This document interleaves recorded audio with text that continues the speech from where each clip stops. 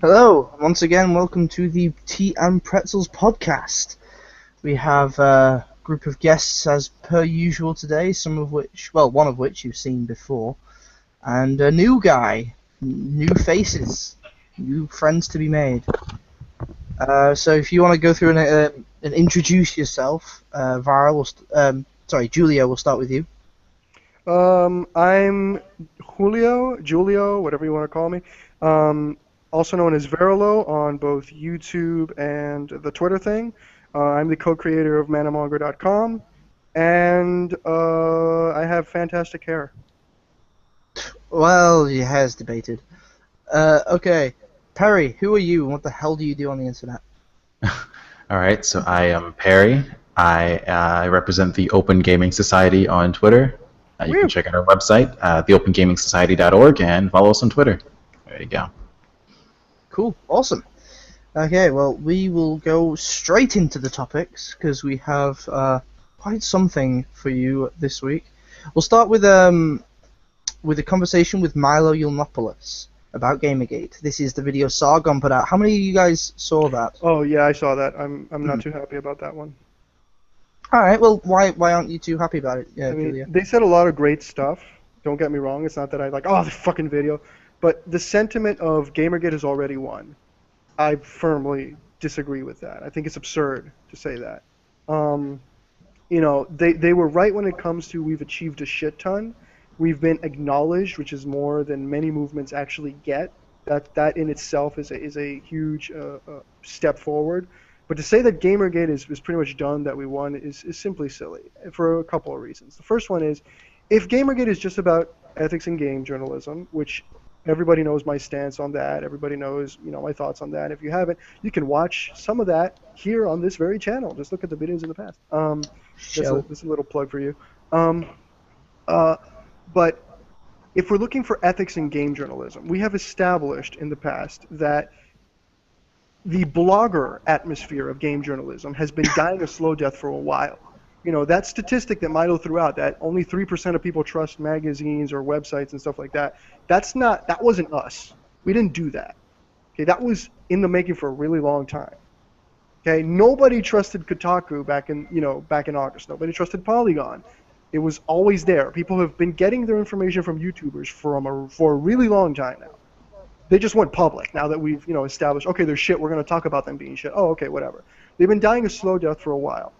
This is a part of the industry that is going to die, which is why more and more of these people, these pages and these companies, if you want to call them like that, have been transitioning over to YouTube. It's the reason why Polygon's doing a Let's Play of Bloodborne right now. They understand that the typical I write a blog entry of something is dying a slow death. So to say that we fixed ethics in game journalism without even fixing all of the fucked up situations that are going on in YouTube, which thankfully more people are talking about now, and that I talked about for quite a bit now, and have been getting the blunt end of the hammer for a while.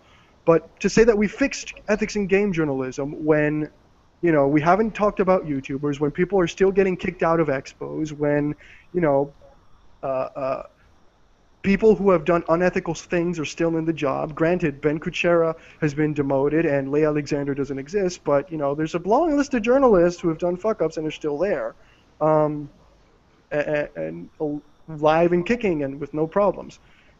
These are the type of things that you can't. It's kind of it's reminiscent of me of when George Bush did the mission accomplished thing with Iraq. It feels just like that to me. We haven't won yet. We've done great progress, but the situation hasn't been fixed. From YouTubers, which are the real gaming press, if you want to get serious, to the same people that we're targeting. This stuff is still going on. Shit articles are still being written about people. A lot of people still don't even know about Gamergate. And if you think that just because they had to write a code of ethics, if you think that fixes everything, then you're kidding yourself. You really are. Because quite frankly, they'll violate those code of ethics even if it is there. And the only difference now is that we can say, but you broke your own rules, but they hold all the power. They'll go, okay, doesn't matter. It's You can't say you've won when people like Stephen Totillo can still give the same answer that he gave, when he was talking to Total Biscuit, saying, I don't consider that a fireable offense, or I don't consider that a reprimandable offense. No, he can still do that, even if there is a code of ethics. So, to say we've won when we're still being, when everybody in Gamergate is still a misogynist in the mainstream media, which is not something that we can change because the mainstream media is under SJW control. When people are still blacklisted, when people are still going to be continuously under attack, when if you're a gamer-gator and you try to make it in the gaming industry, you're still going to have problems, you can't say we've won. That's just way too much of a stretch for me. That's my problem with it. Harry, what do you think about that? Do you think that saying we've already won is a little bit preemptive, or do you think that they actually have a point there? You're asking me? Yeah. Oh, well, I mean, it's hard to discern which side is really winning. And from where I see it, I think that the social justice warriors are making far more ground than we have.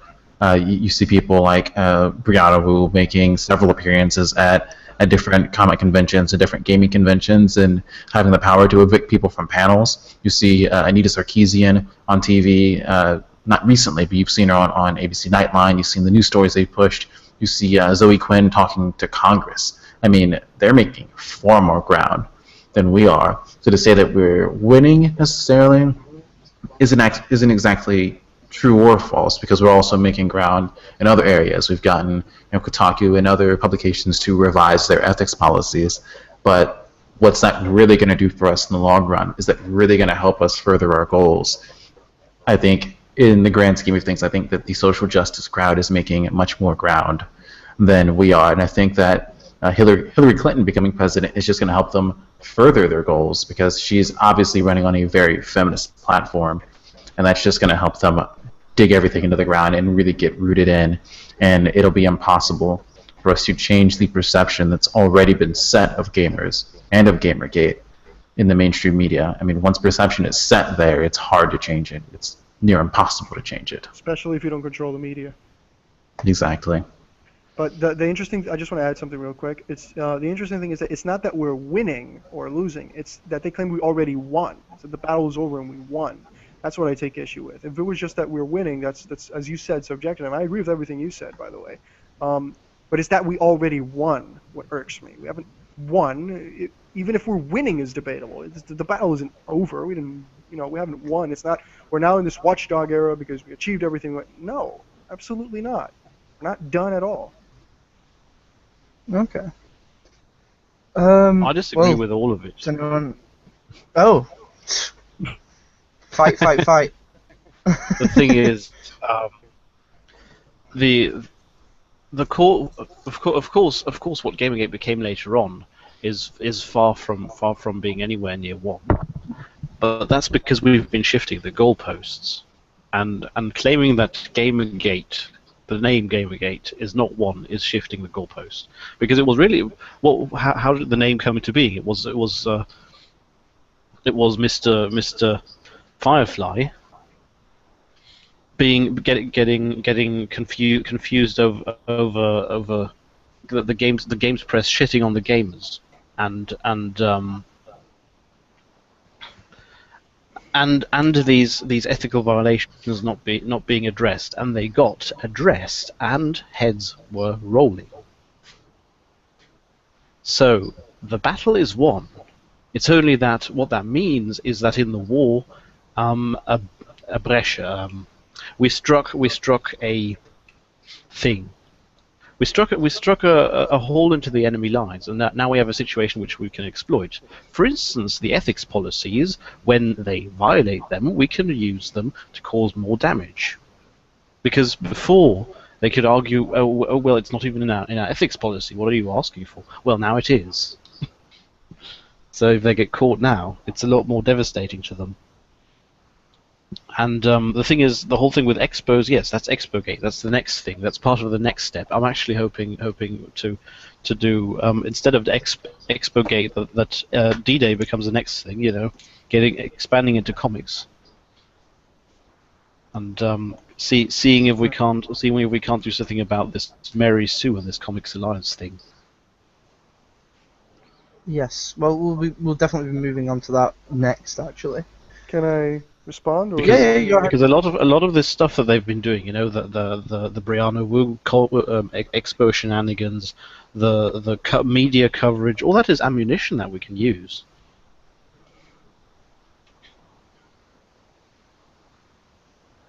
Okay, so can I? Yes, go ahead. Okay. So here's the thing. Yes, it's ammunition we can use, but it's ammunition because there's still a fight. We wouldn't need, and again, just because we can use it doesn't mean it's actually going to do anything. And again, if we look at, as you said, the original point, which is a good point because Gamergate has shifted the goalposts quite a bit in certain situations, and I'll address that in a moment. But if we look at the original thing, it was always about ethics in game journalism. You say heads were rolling. Well, quite frankly, of the original cast, I haven't seen much heads roll at all. I mean, Nathan Grayson is fine and dandy. He's running around fine and dandy, no problem with him. Zoe Quinn's actions have not punished her in any way, shape, or form as a developer, so nothing happened there. All the people who wrote the Gamers Are Dead articles. And getting back at Zoe Quinn was hopeless from the start. Look at her position. She's probably from a suiting family, if you believe her name, and she is with Alex Lifshitz. So again, it's not game getting back at her. It's repercussion for her being a game developer, not as a person, not because she fucked people, but as a game developer, where people understanding this, and the next time that she releases a game, which you and I both know is never going to happen, people going, oh, this is the unethical person who did that. I'm going to take that into account. And continuing with the list, the People of Gamers Are Dead article still there, with the exception of Leia Alexander and Ben Kuchera, who didn't really get fired. He just got moved to TV and is doing the same thing. And I don't think he's really upset with that because, quite frankly, if you've been paying attention to popular culture, they're the next thing for SJWs to really take over and really take ground. Gaming has been way too slow for them. If you look at what happened with, Thor is a chick now. That's them. So, there's that. So when it comes to the original, as I said, the original objective, ethics in game journalism, I don't feel there's ethics in game journalism right now. There still isn't. And I don't think that a ethics code suggests that there is. And again, you said now we can hold that against them. Well, yes, we can. What the ethics codes are is it's ammunition. It's making it easier. It's making it easier. Well, no, it's multiple things. A, it's ammunition. It makes it easier to go after them if they violate. B, it's also an admission. It's an admission that Gamergate creates a lot more clout than they initially cared to admit. It's not an admission. What it is an excuse to say, well, there's ethics, so Gamergate can go away now because we have the code of conduct. It's not an admission at all. It's a shield, if you will. And second, it's ammunition, but it means nothing if there's no fundamental ideological change inside of the industry. Yes, if they violate their code of ethics, we can go, you violated it. But at the end of the day, the people who are supposed to do the firings or the reprimands are the people in power in there, and they're the same people. You think Stephen Totillo is going to fire Patricia Hernandez the next time she commits an unethical breach like she did in the past? No. So again, the code of ethics is just a shield and a feel-good. It doesn't mean ethics in game journalism. So the original goal has not been achieved. Henceforth, there's no victory. And furthermore, when it comes to shifting the goalposts, in reality, we're not really shifting the goalposts. What in reality is happening is that the battle is going to where it should have been all along, fighting SJWs. The reality is, if you want ethics in game journalism, the only way to get that is by fighting the SJW ideology. And that's what a lot of people wanted to blind themselves of in the beginning, because they didn't want to be in the same camp as anyone who had a right-winged ideology. They didn't want to be in the camp of fighting any kind of progressive idea, because it's a very gray area for a lot of people, and it should be. So that's really what the shifting the goalposts actually means. And when it comes to expanding to other mediums, that's not even us doing it. That's a natural reaction. It wasn't Gamergate that got pissed when Thor became a woman. We were pissed, obviously, but that wasn't us. That were just people from other grounds. Join them all together, that could, move the battle in a better direction. But at the end of the day, to get the initial objective, ethics in game journalism, you have to do that. It's not really shifting. It's just realizing what we have to do. That's the greater culture war. The thing is, with Stephen Totillo, for instance, are you really going to take Stephen Totillo serious now? You know, you must have seen the stuff about Gawker and Kotaku. It's not about taking him seriously. He's still there. No. What? Didn't you notice something about Kotaku and Gawker? They right now, as far as I'm aware, have no advertisers. As far They as are I'm aware. naked. They've become a marketing pariah. Nobody wants to advertise at them anymore. And if they Made have themselves no too many advertisers, enemies. if they have no advertisers, they have no money. If they have no money, they have no employees. They have no employees, no articles, no clicks. They die. They're naked. Under that logic, And they should- all that is money that they're losing en masse. They've lost their income, their source of income, but they're still paying their employees, at least the ones that they're paying. Yes. I think that's a gross oversimplification. First of all, they do have ads on the site. The idea that they don't have any ads is not true. Well, no, they have the Google ad Yeah. thing. So That's it. There's no. They make very little revenue off that. Second of all, if the only way of making money is not just ads, and if we would have done so much damage to them, I've said this in the past, if the idea that we took all their advertisers and now they're naked and they're bleeding out, if that was all true, we would have seen some kind of realistic change in Kotaku's tone. We would have seen something change. Because at the end of the day, the people who own Gawker, they're a business, and they put business first. They're not suicidal, ideologues who are going to go down swinging. That's not them. Okay, you don't become a successful business in that manner. I don't like Gawker, but they're a multi-million-dollar corporation. So if they're not, once again, if we would have done such a huge damage to them, we would have seen something. Actually, And we I'm seeing haven't. something right now. I'm on their website on the Kotaku, and there is nothing. Well, I'm All the seeing ad one right spaces are now. empty. I'm seeing one ad right under the name Kotaku. Okay, wait. Are you in Spain or the States? No, Kotaku.com. You don't get a redirect from Spain. You get the same website. No, it does depend on the IP address. The when it type comes of to ad different that you see countries. depends on the IP address, not the ad itself. I'm not seeing. No. What I mean is, I've turned the ad block off, and I'm not seeing any ads. I'm not seeing any either. Hang on a sec. I will. I can spend Try this. again. No ads from Germany. No ads from Britain. Uh, Are you in the States, Mexico, or Spain? I'm in Spain. Spain. Okay, so ads from Oh. Spain. UK think does you actually have ads. Refresh UK the has page, because it Microsoft doesn't work ads. like that. If I'll see. if there's ads in one, there's ads in all. Just Yeah, the there's- type of ads that you're going to get. That's not It- how advertising works. So either refresh the page or do something. What No, I'm not. advertisements are you I've getting? refreshed it again. I'm not seeing anything. What advertising are you getting, Yulia? I'm getting Orange. Obviously. Orange? Okay. Yeah. Well, maybe we need to talk to Orange, and we also need to talk to Microsoft, because that's the ads I'm getting. Is So- for the Microsoft. So once again, this idea that we've crippled Kotaku beyond. Well, we have. That's the only advert that's there. But again, if it was, I think that's doing a lot less damage than you think. And there's much more ways of making money than just ads, especially for these type of companies. Native advertising, for example, is one. Taking money from developers to make good reviews of their game, that's another. I mean, again, if we were crippling them, we would have seen it. And it's not just the ads, people, is what I'm saying. There's Well, what else no is there? change. How else? To make money off How of else the do they internet, make their money?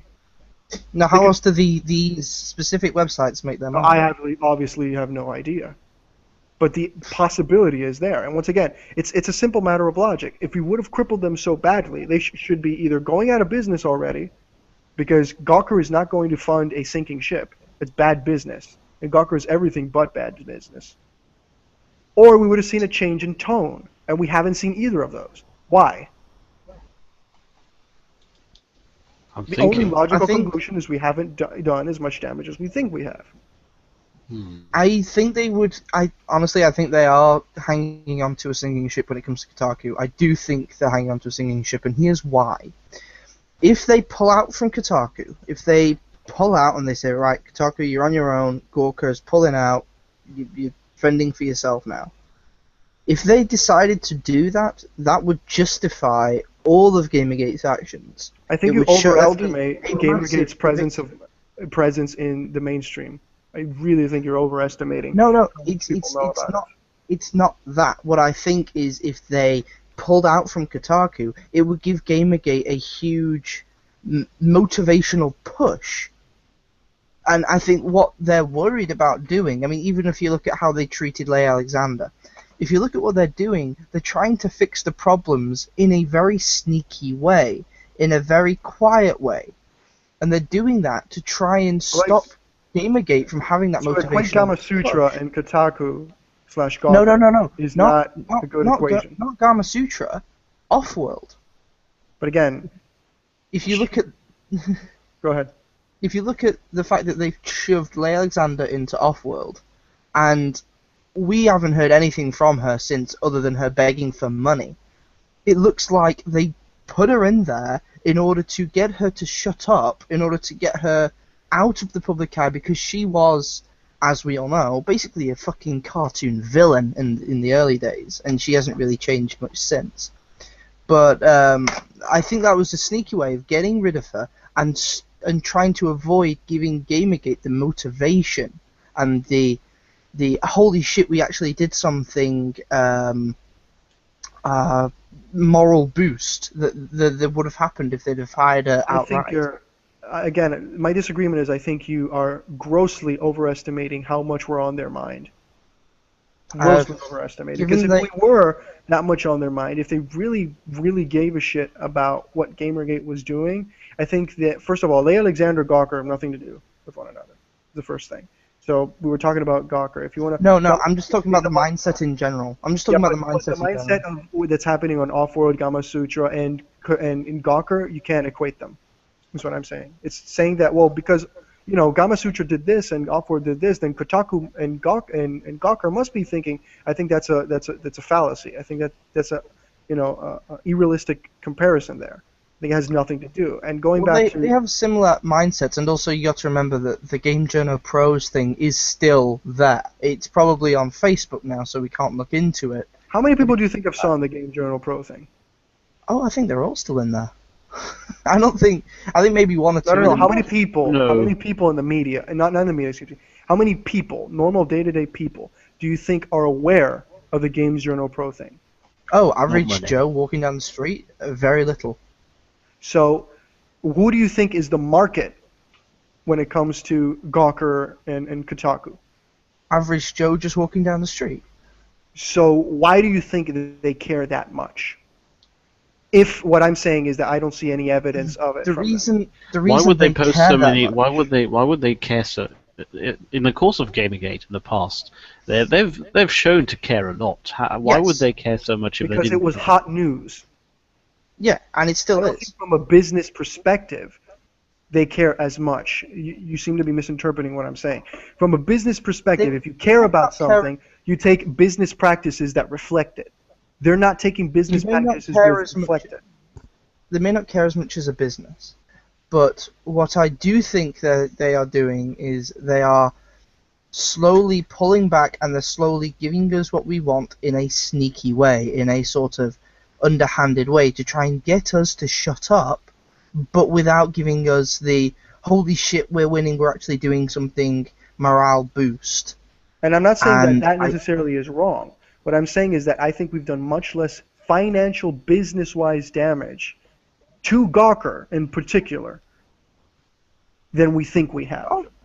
Oh no, I don't think we've tripled Gawker. Like you said, Gawker's multi-million-dollar industry, but I do think that when it comes to dealing with issues like anything to do with gaming, really, we are still on their minds. Anything to do with gaming, we are still on their minds, because they know that we will call them out on their bullshit. And when it comes to gaming media, their main interest and their main audience is not average Joe walking on the road. It's gamers. It's us. When I say average Joe, I'm talking about the average gamer. I don't think that the average gamer... first of all, I don't think that the majority of the average gamer even knows about many of our, about no, this they do. They do. No, I don't think they do. No, I can confirm with the average Joe. At least here doesn't know. Oh well, over here they definitely do, because I've been going around and I've been I'm involved in various gaming things here, there, and everywhere, And I can tell you that they do talk about us. A lot of them have no idea what we really are. They don't really know where to place us, but a lot of them do talk about us. The thing is, I think they're much less informed than giving credit. And what I'll point to proof is, look at, for example, Angry Joe's video on Gamergate. Anybody who knows anything about Gamergate knows it was bullshit. Look at the like-dislike ratio. If that are people who know at least the gist of but let me finish. If that's the people, if that is the, if those are supposedly people that know at least the gist of Gamergate, which even Joe even got that wrong and got it on a very SJW-ish point of view, then quite frankly, either they're retarded and just simply, retarded seals that are liking anything they see, or, in fact, they aren't as aware of what Gamergate is about, and they can't call it out because they don't know. So again, But they know Gamergate is a thing. Like I said, a lot of them know we are a thing. They just don't know where to place us. That's what I'm saying. They know we are a thing. Which is fine. The problem is what I'm telling you is that gamers knowing that Gamergate is a thing and exists doesn't inspire fear into the minds of big corporations, as much as you're trying to give us credit for, at the very least. I don't think it does inspire fear, and I think that's where you're misunderstanding me. I think what they're doing is they're backtracking, they're backpedaling, and they're trying to give us less ammunition. They don't necessarily No. Completely different standpoint. Native advertising is of course a thing, and by now they are actually marking native advertisement stuff as such, at least some of them. But other than that doesn't bring in enough money. This doesn't make sense unless they're selling stocks. This doesn't make sense. No, the advertisement on the website was a main source of income. It was not the main source of income, but it was a main source of income. The stocks can't last forever either, because they're bound to become the whole cheap. problem I have with this is that we're saying they've lost a lot of money, but all I'm seeing right now is speculation of they lost a lot of money. First of all, there's no... Gawker admitted to losing a shit ton of money. Well, they lost millions. No. They admitted to losing... I highly doubt. If they have to admit to having lost money, to giving people who have malicious intent towards them such a moral boost, if they have to do this, then they've obviously lost a bit more than that. Assuming that that's even true. Well, why would they admit to it if it wasn't? Why would they say? Why would they encourage people to spend on... First of all, let's go back to this piece of information, because you're saying like they wrote an article saying we've lost so much money. No. This is something that reportedly was heard being said by, what's his name? Give me the name. Denton? Denton. No, it wasn't Gawker. Gawker isn't a person who speaks. It was a specific individual. I know who you mean. I can't remember the name of the guy. Was referring specifically to the guy who said bring bullying back. He said it cost us less than what your thing cost us, something like that. That's where the information comes from. I don't consider that a valid source of information, is number one. Number two, and I'm going to keep going back to this, Gawker is a business. They will not burn for ideologies. If we were causing as much damage as you say we are, we would have seen changes in Kotaku. We have not seen that. Saying they've lost advertisement is not change. If this was so much loss of pure money, business is about money, and I strongly disagree with the idea that in Gawker is just a bunch of crazy SJWs who will go down burning with their shit, because that's not something that they do. The SJWs that we're accustomed to, these smaller scale SJWs like Brianna Wu, they do all their shit because they're already set financially. They don't care about losing a couple of dollars here and there. But these big companies, if we have cost them so much money, something would have happened. Someone would have been fired. Actually, no one was fired. I remember a thing. The thing is, entrepreneurs actually do that. They do actually try to keep. You're saying Gawker's an entrepreneur? No, I'm saying people. Denton, for instance, is one. But the thing is, people who run companies, who have built up companies, especially the ones that built them up themselves, they do have a tendency to do that. They do have a tendency to try and keep impending bankruptcies under cover until they can figure something out. The problem with that is that when you say that is true, the problem with that is that the entrepreneurs in questions are not heads of multi-million-dollar corporation once they've achieved that state. Entrepreneurs who are just started out a company, have had a company for 4 or 5 years, they will do that because there's a natural time as an entrepreneur that you're going to be losing money. That's natural. What you said is true. But when it comes to Gawker, a multi-million-dollar corporation which has shareholders, because we're ignoring that. They're a private company that does have shareholders. They're not publicly traded on stock. They're a private company with shareholders. Those shareholders who put money into this, they won't go down with this. But at the end of the day, it's not even Denton's call. The shareholders will just sell. And what do you think that will cause? That doesn't change the decisions. But once again, it's a private company. It's not a publicly traded stock. For them to sell, the company would have to buy, those shares back from them directly. They're just going to put the price down and sell it to someone else, to someone who is stupid enough to buy them. And what do you think that's going to happen? That's an incredible loss of money right there. That's going to lead to having to fire people. That's going to lead to having to shut down divisions. That's not, oh, we just sold and that's fine. It's not magic money. People are shareholders for a reason. I want to ask you a question, Julio. Let's put you in the position of you're in Gawker and you're being interviewed, and Gamergate's happening outside. You believe what you believe. You said bring back bullying. You fucking hate the nerds. Yeah. Why? What's your motivation behind saying that you're losing money due to these people? Once again, your source of saying they lost money, it was not in an interview. If it was, please correct me and give me the link. It was supposedly what was heard in I think it was this little, I think it was a panel or something, in which Denton made a joke at the guy with the bullying thing. It wasn't him. It was Denton who made a joke directed towards him. If I'm mistaken, please correct me. This is not an interview that they did on the New York Post, as far as I heard it. If it is, then please give me the money, and not the money.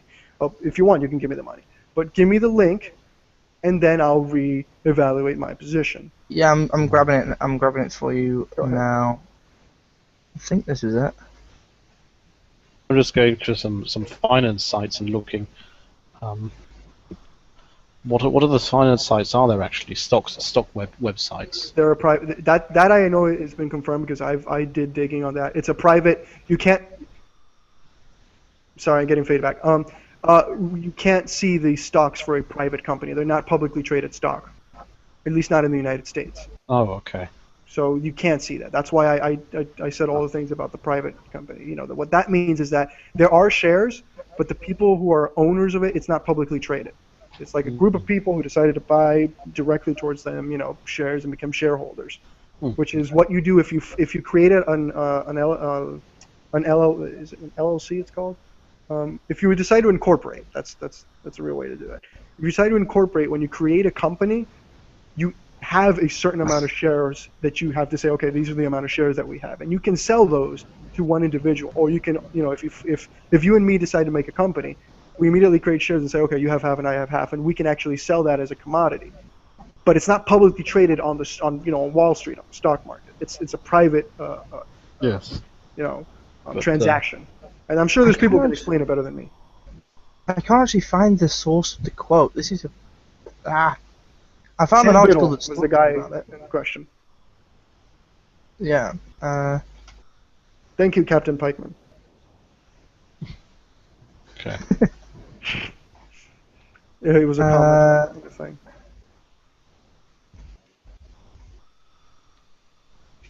All I'm getting is the capital New York. Does anyone have the actual anyone listening, do you know where to get the actual quote from? Where he's talking about losing 7 figures? It's in the 7 figures. That's the only quote I already remember. Yeah, he said in the 7 figures, and I have a quote from the New York Times reporting on it. I'm just trying to find the actual source. The actual article itself. The actual source of the quote. Yeah. And by the way, 7 figures could be $1 million, which is chip change for a company like Gawker. Yeah, it could be, but that's still money. But it still supports what I'm saying. If they would have lost as much money to the point that it's making them unviable, that they have to pay attention to it, they would have done something. 7 figures is not that. They lose 7 figures on the change of the seasons. There's certain seasons where ads are worth more or less. They use that kind of money in the change of the season. So it's not, 7 figures on its own, not really that scary. I do think, well, how can I put this? I think the fact that we cost them 7 figures is enough that we cost them money, regardless of how much it was. If you I'm want to, trying to believe you. I'm just. I don't think we've crippled them. Just- I do not think we've crippled them. I don't think we're even close. Is what I'm saying. No, I don't think we're close I either. don't think we But even what I do see happening is a pattern of people quietly being gotten rid of after Once again, saying stupid stuff true. about Gamergate, Again, and people, them doing it use in a people in shady plural. manner. we keep using people in plural. Leigh Alexander. Ben Cuchetto was moved, not even out of his own company, just from Division. No, but he was moved out of gaming, and that I would consider that a shady way of getting him to shut up about gaming. So that's 2 people. We still have a 2 laundry people. list of how many? Oh yeah, no, we still need to keep going. I don't think isn't we've it won. absurd to say that we've won? Yeah, and I agree with that. I think we have not won. I think we are making good ground, but I think there's still a long way to go. And I can agree with that thought. So I think once we've won, we'll know because we'll have nothing to yell about anymore. not only that, I think once we've won, it won't be a risk to say I'm part of #Gamergate. Right now, That's it still is. It absolutely is. It's worse than ever. You're getting kicked from expos for being part of expos that can represent money for you in a case of the Honey Badger Brigade. So Well, yeah, absolutely. Alison Tiemann specific, maybe not for the Honey Badgers themselves, but Alison Tiemann, one of the Honey Badgers, who ended up getting banned from all comic expos, given the fact that she's making a comic herself. Yeah, that just have direct financial impact on her. Yeah, that's fucking crippling. So I'll sing the victory song when that kind of shit can't happen. Agreed. Well, that's still gonna. You're putting the goal a bit high. That's gonna take years. Well, again, the idea that victory. Again, the idea that first of all, the idea of victory has nothing to do with time. The idea that victory can come soon is also absurd, and I stand by that as well. I think that we're not going to win anytime soon. I've gone on record multiple times saying that. Which again, it adds on to why I think we haven't won yet, and I don't think we're going to win in a really long time. So, so yes, I agree. It's going to take years, precisely. We'll sing we've won when I have gray hair. That's how I'm looking at it. It's probably not going to be that bad, but the thing is, real life takes time. Yeah, I think they took a lot of time. They took a lot of time getting into the positions they're in right now. Oh yeah. I mean, the We have a SJW takeover whole- didn't happen in a day. We have a whole Gamergate to go just for a whole second Gamergate to go just for comics. I think I've got the suspicion there's the same thing is going on there as here. I think comics is more of a lost fight than I don't think it's an unwinnable fight. Don't get me wrong, but I think that comics is in a much more sorry state than gaming. It's going to be much harder because they, first of all, female Thor exists. Iceman is gay now. All of these moves that are SJW complacent moves have been done, and they're being arrogant about it. They're just screaming it to the 7 winds. With gaming, they try to be a little bit more covert. Yes. They don't go around saying we fucking forced Pillars of Eternity to do this. It's they didn't want that to be necessarily as public as it was, or they don't go around saying we forced Bayonetta to cover up and do things like, and they can't do shit like that yet. So when it comes to comics, I don't think it's going to take a Gamergate to fix comics. I think it's going to take an industry-wide kind of dropping of the hammer. It's gonna take everyone going, I'm not gonna buy these webcomics until you fix it. I'm not gonna buy these comics until you fix it. The thing is, the factors that you're talking about with comics are factors that might make it more difficult, but they're also factors that might make it more easy. Because the comic community, the comics are shit, and even the comic fans know that. They don't just say it like the anime fans. The comics have become shit. And for instance, look at female the Thor, sales for Thor. cancelled. Yeah, look at the sales figures for female Thor.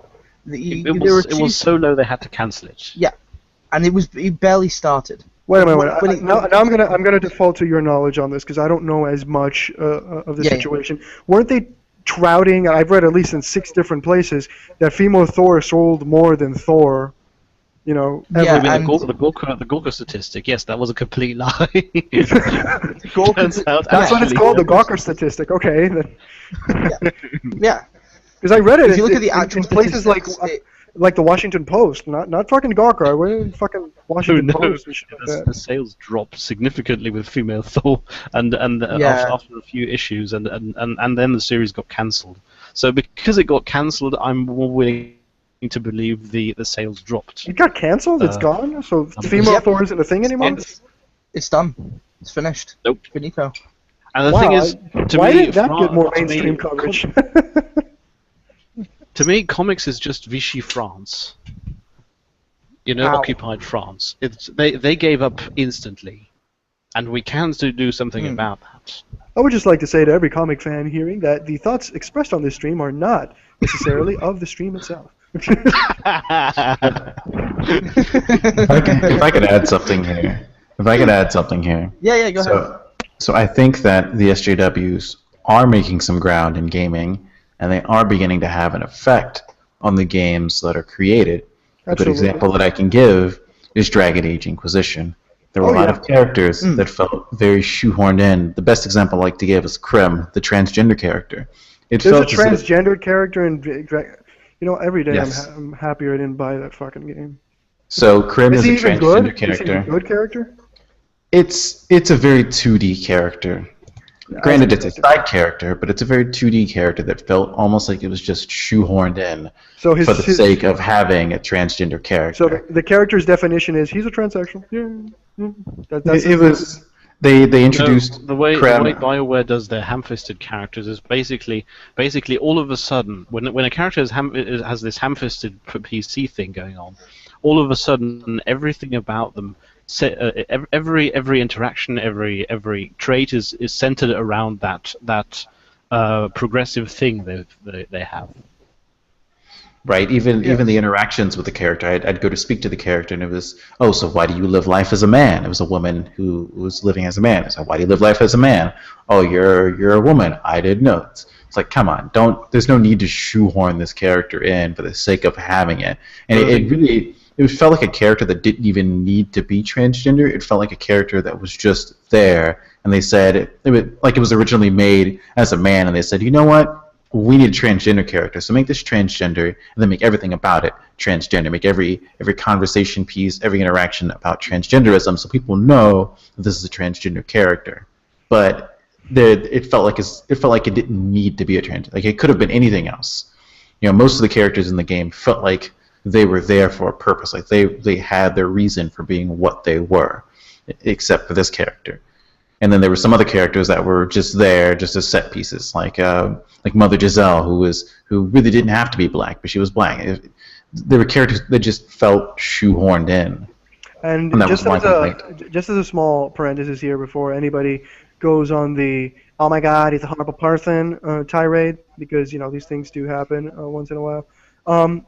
The reason I said I wouldn't buy it that I'm happy I didn't buy it when you said there was a transgendered character in it is specifically because I know how BioWare does their shit when it comes to not how they handle their characters, but when it comes to shoehorning in people.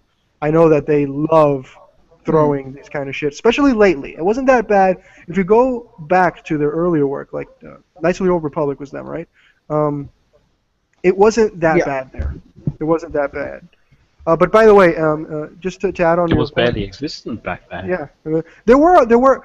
It was better because there were characters that a lot of people assumed like, oh, yeah, he's gay, but it was handled so tactfully. It was handled so well that it didn't feel forced. It felt like this makes sense. He was a character that happened to be gay rather than a gay He wasn't character. defined by his gayness, which is for a Yes. progressive stack is even more offensive, by the way. If you have to define a character by his gayness. I think that and here's my whole opinion on like female Thor and on gay characters in video games, and especially in the comic book world, because you see it a lot more there. Like with the Iceman, I can't remember his name, turning out to be gay. Here's my opinion on that. I hate it when they fucking do that, and it's not because I have anything against gay people, but I feel like they should make a comic and have the main character be gay and have that from the very beginning. Oh yeah. Rather than taking an already existing character and thinking, well, we'll just change something. But I can tell you why that's happening. Tokenism. But there's a very big reason as to why there's happening, and from a strategic standpoint, it doesn't work.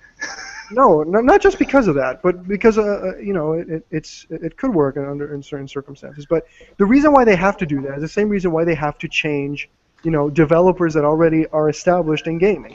It's because they don't have the talent to create the product and push what they want to create.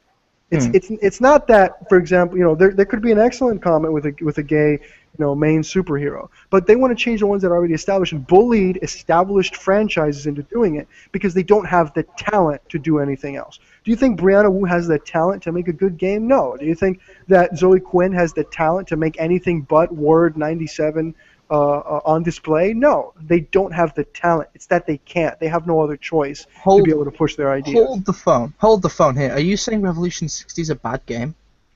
No, I'd never say that. I'd never say that. Okay. God, okay. no. Whew.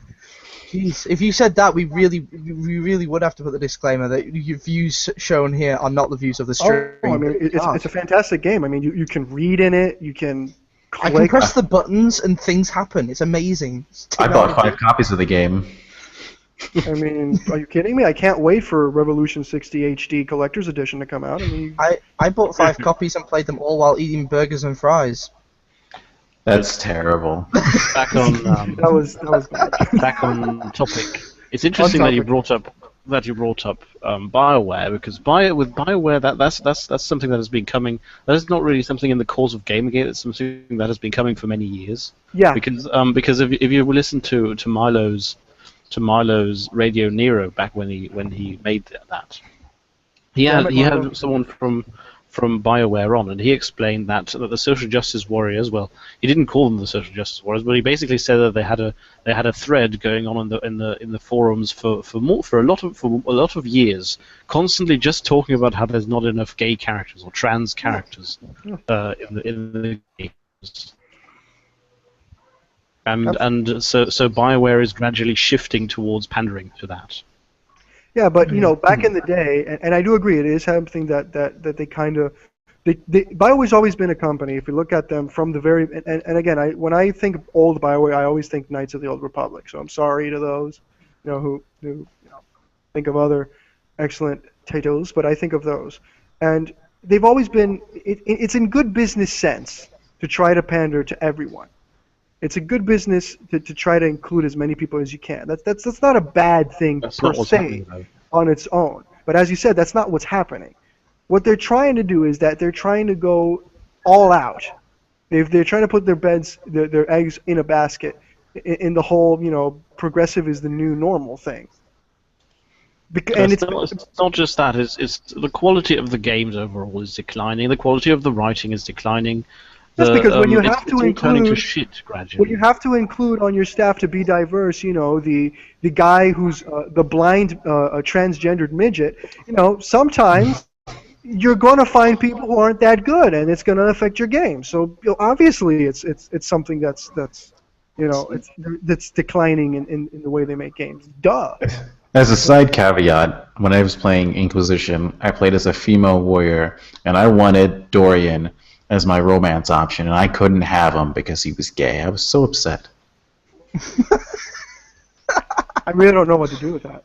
I really don't know. I find this less annoying than when the games. I stopped with BioWare's Dragon Age games with Dragon Age 2. I played it through, but it's just I stopped with that because even in the first game, they're basically they're forcing the characters onto you.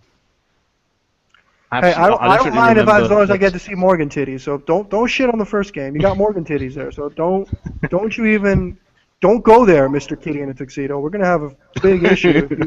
I'm a bit of a prude. So I don't like it if they force characters onto you. Yeah, I do remember that. For instance, I was one of those who absolutely in the first playthrough and in every playthrough actually, made Alistair do it instead. I was that guy. Yeah, I just I think Confession we all time. agree.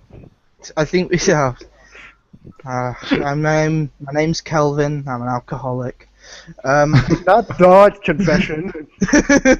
Damn it! Thank you for the information. It's on the internet now.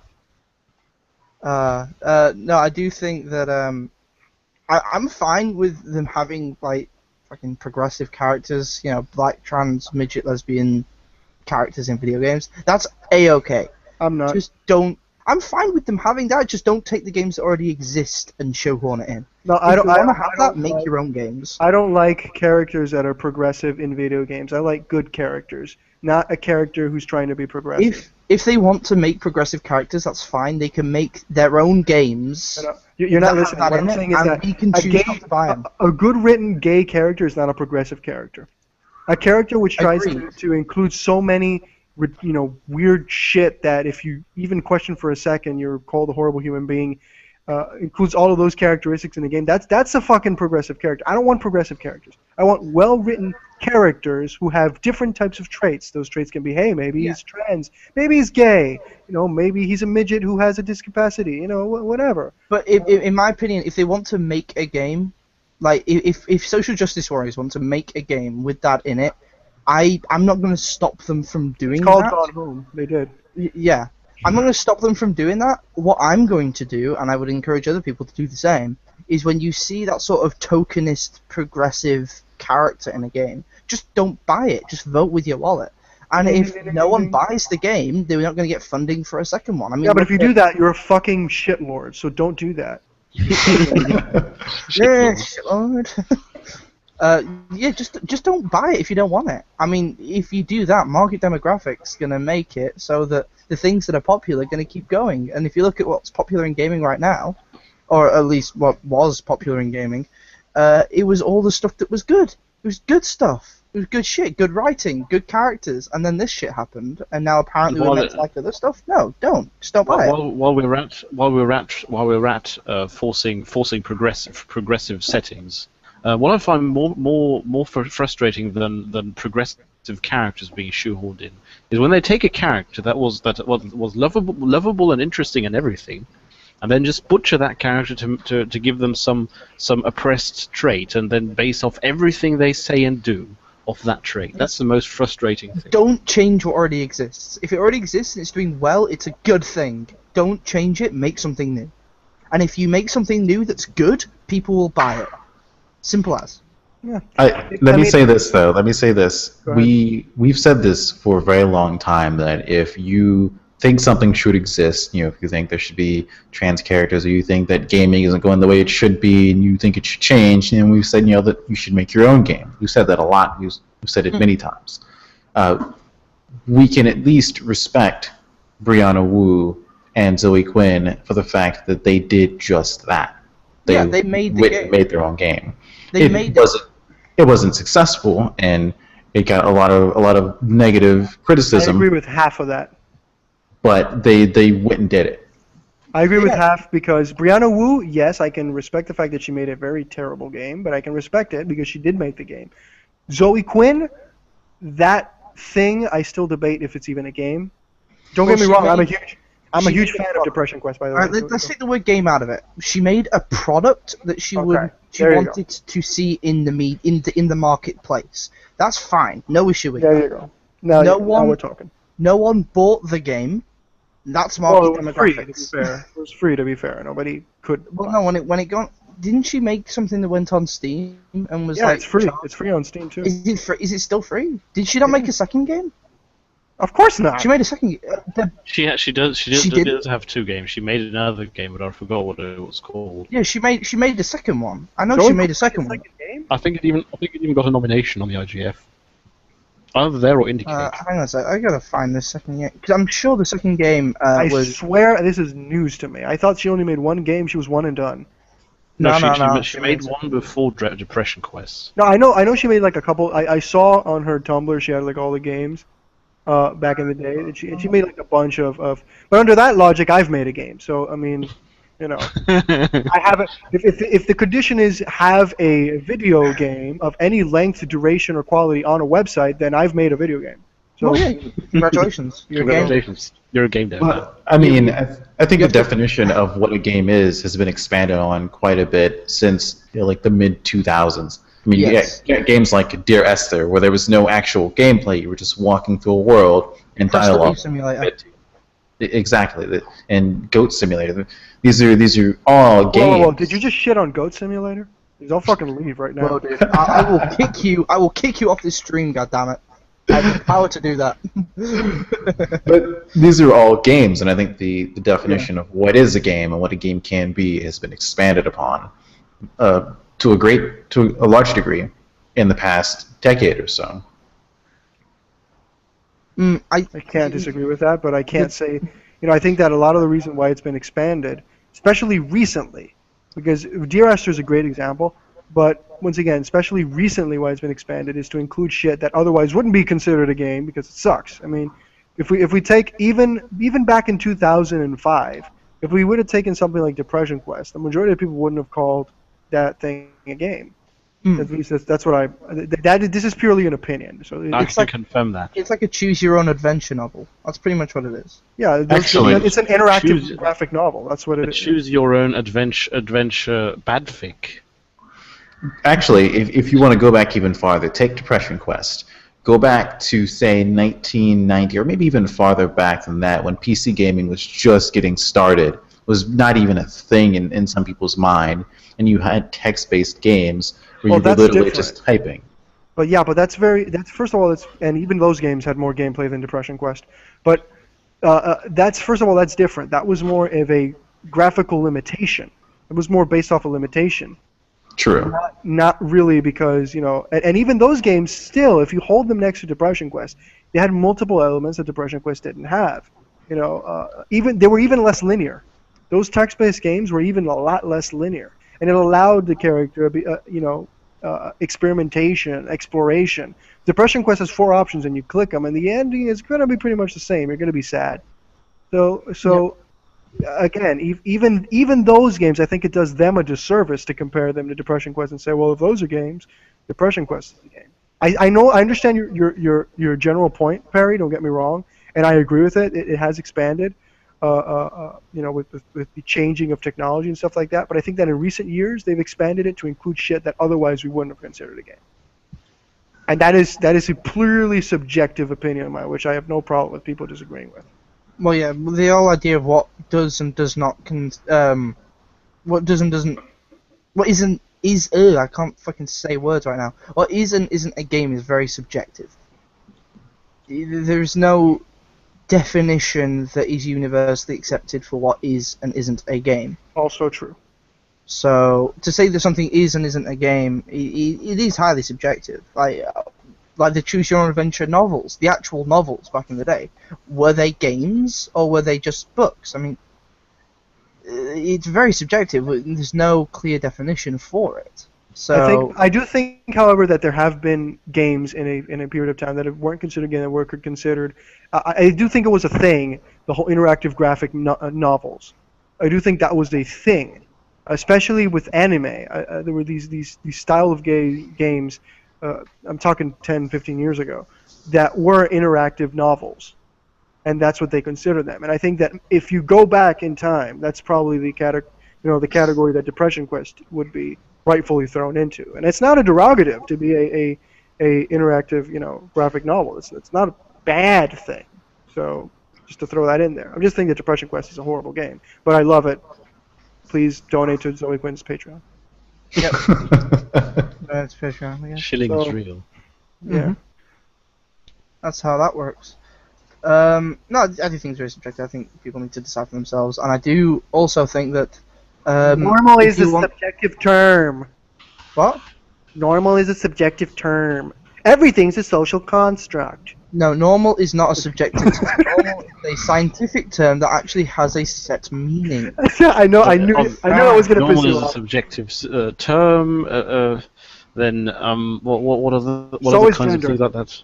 Yes. Objectivity is a myth. Objectification and is a social term. Fuck you Facts guys. don't exist. Every fact is just narrative. Yes. Well, let's move on. Jesus Christ, we talked about that for fucking ages. We went on a fucking huge tangent, but still it was interesting.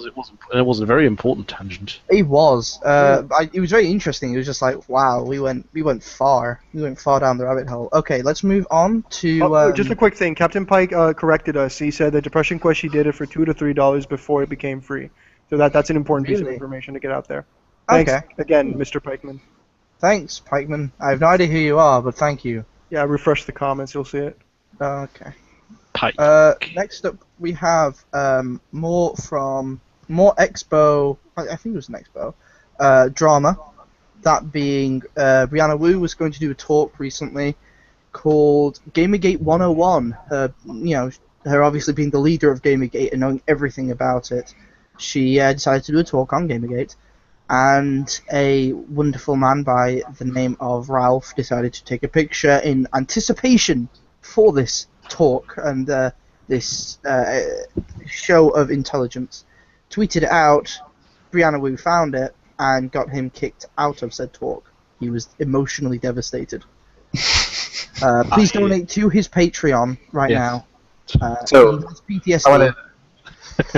I don't think we even have to talk about this. That summed it up perfectly. I mean, we should. Yeah. I want to give 3 things real quick. Like, I don't know what to add to that. I mean, it's I mean, Hashtag clearly, triggered Ralph. Brianna Wu is a fucking victim. I mean, here. So, fucking shitload Ralph capturing her woman essence on the oppressive device known as camera. I mean, duh. It's done. Next topic. So, you were going to say, Perry? So I want to give 3 things before we delve into this. So I wrote my article on this already. I've linked it out on Twitter. And I actually went and I searched through the rules of RavenCon.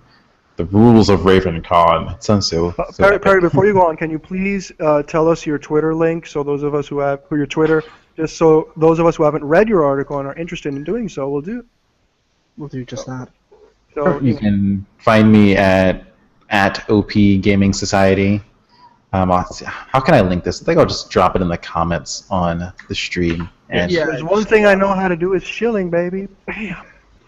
Bam, there we go. It's in the comments. You can F5 until the sun comes home, until the cows come home, whatever. Anyways, so the 3 rules that I found that I felt were relative to the situation was the first rule in the rule book was harassment of any type is unacceptable. Any incidents should be reported directly to RavenCon staff. We will fairly and impartially review the situation and take any actions that we feel are necessary, up to and including revocation of badges and notifying the authorities, which obviously there was no impartiality and no review in this situation, as you could see in the video. Second rule that I found that was somewhat related to this but doesn't necessarily address panels specifically is that room parties, although open to the convention, are held in private rooms. You need to respect your hosts. They have the final say in who is allowed in their room.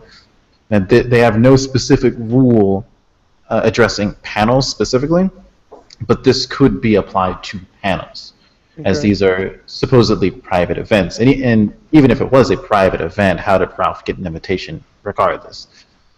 And then the third rule that I found was photographs, audio recordings, and videos taken during RavenCon may be used for the purposes of event documentation, media coverage, and promotion of the convention.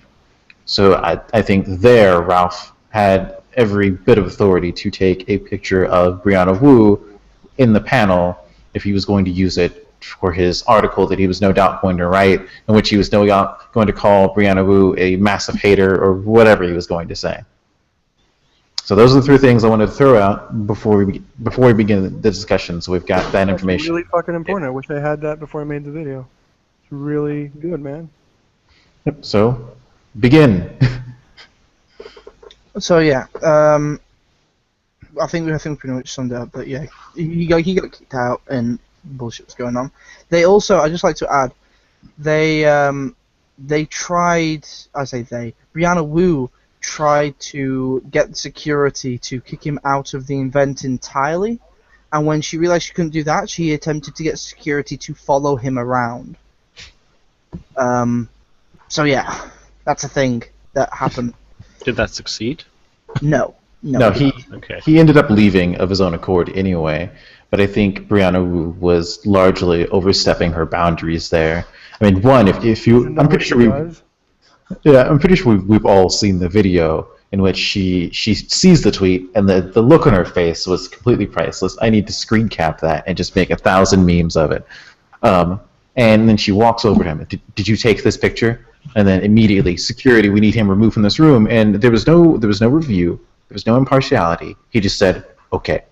And then the guy walks up to him. Ralph says, "Oh, did I break a rule? What's going on? Did I break a rule?" And he says, "Oh, she just wants you gone. Get out of here."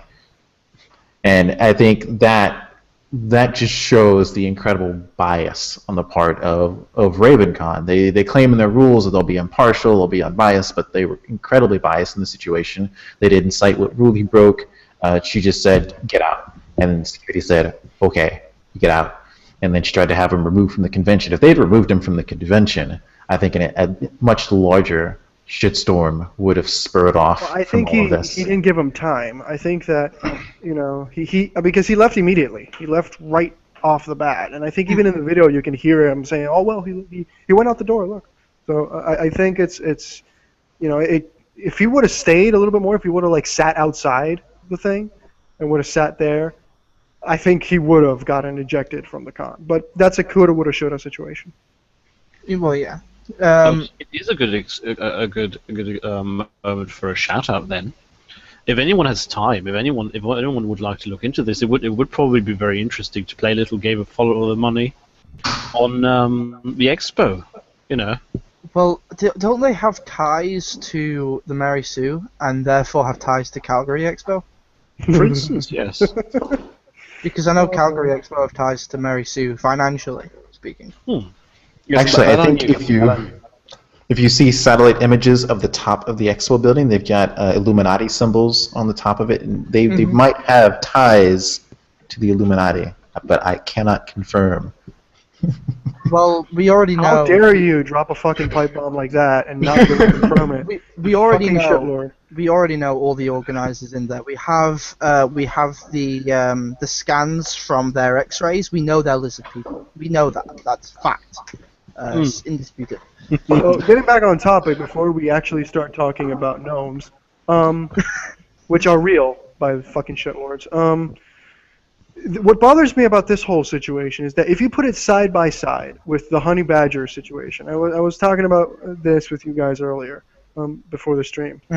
If you put this side by side with the honey badger situation and Calgary Expo, it isn't that different when it comes to ideologically speaking what happened. People were unjustly kicked from a con because of their views. Now, if you go into the next layer of that, if you really want to analyze this situation in particular, Ralph is a known. I don't want to call him member of the press, and I know that press is very subjective in today's fucking environment of bloggers. Let's be so drust. Let's call him a journalist. Okay, which you can make a case for, by the way, in today's fucking environment. But okay, let's be bold enough to call him a journalist in this case. Someone that RavenCon had tweeted at in a threatening manner that we're gonna fucking kick you out. That knew of his work because I think he had written about one of the heads of the thing. That they knew he was coming, that they knew he writes articles, that he knew that he was coming with the intention of writing an article on something that is clearly relevant to what he does. It wasn't that Brianna Wu was talking about vegetables. She was talking about Gamergate. And this is a guy who claims that he's the #1 Gamergate source. So he's obviously going to write about this. And you evict him from the panel. That can be considered, in a way, censorship of negative criticism. You did not allow this person who was going to clearly criticize this, because this was going to be a load of shit, because of who is speaking. We know that Brianna was an anti-Gamergater talking about Gamergate, and he is a pro-Gamergate who writes about Gamergate. So it's obviously going to be opposite views, and you kick him from the event. Furthermore, the reason of it being that this person had the audacity to take a picture of a panelist at a fucking panel in a convention. Furthermore, with the information that Perry just gave us, that this is not wrong according to their own goddamn rules. So you have all of this piled on, and what bothers me about the situation is that you have people who are dismissing it as, oh, it doesn't matter, or, oh, this isn't censorship, oh, this isn't unfair, they can do whatever they want. When literally the same can be said about the Calgary Expo. It's not that they can't do it, by the way.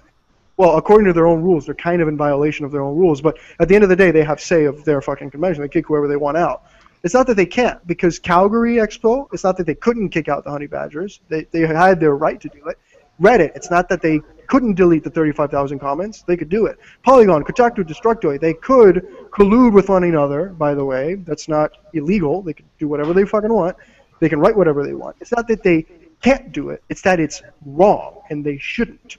And it's the same thing here with Ralph. And a lot of people, because of their dislike of Ralph, are pretty much just wavering it around. It's the same as when Lizzie got doxxed, we all peed ourselves.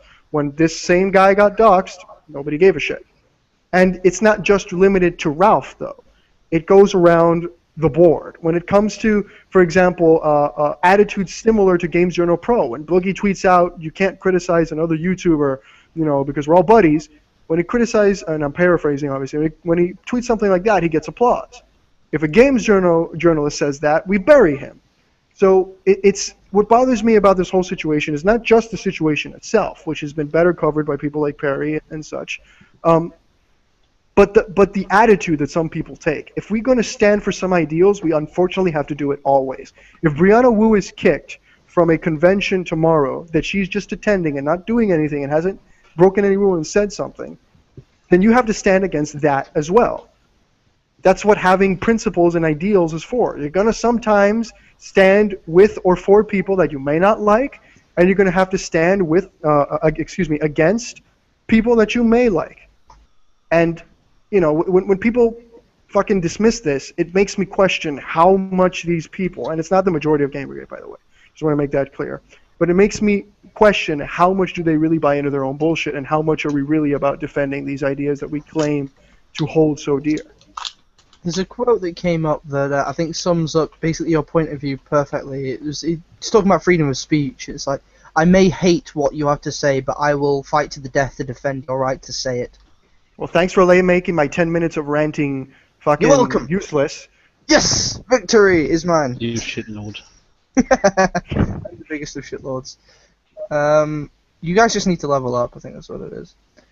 So yeah, I think, does anyone else have anything else to add to Ralph? I mean, we do need to, obviously, come down hard on RavenCon.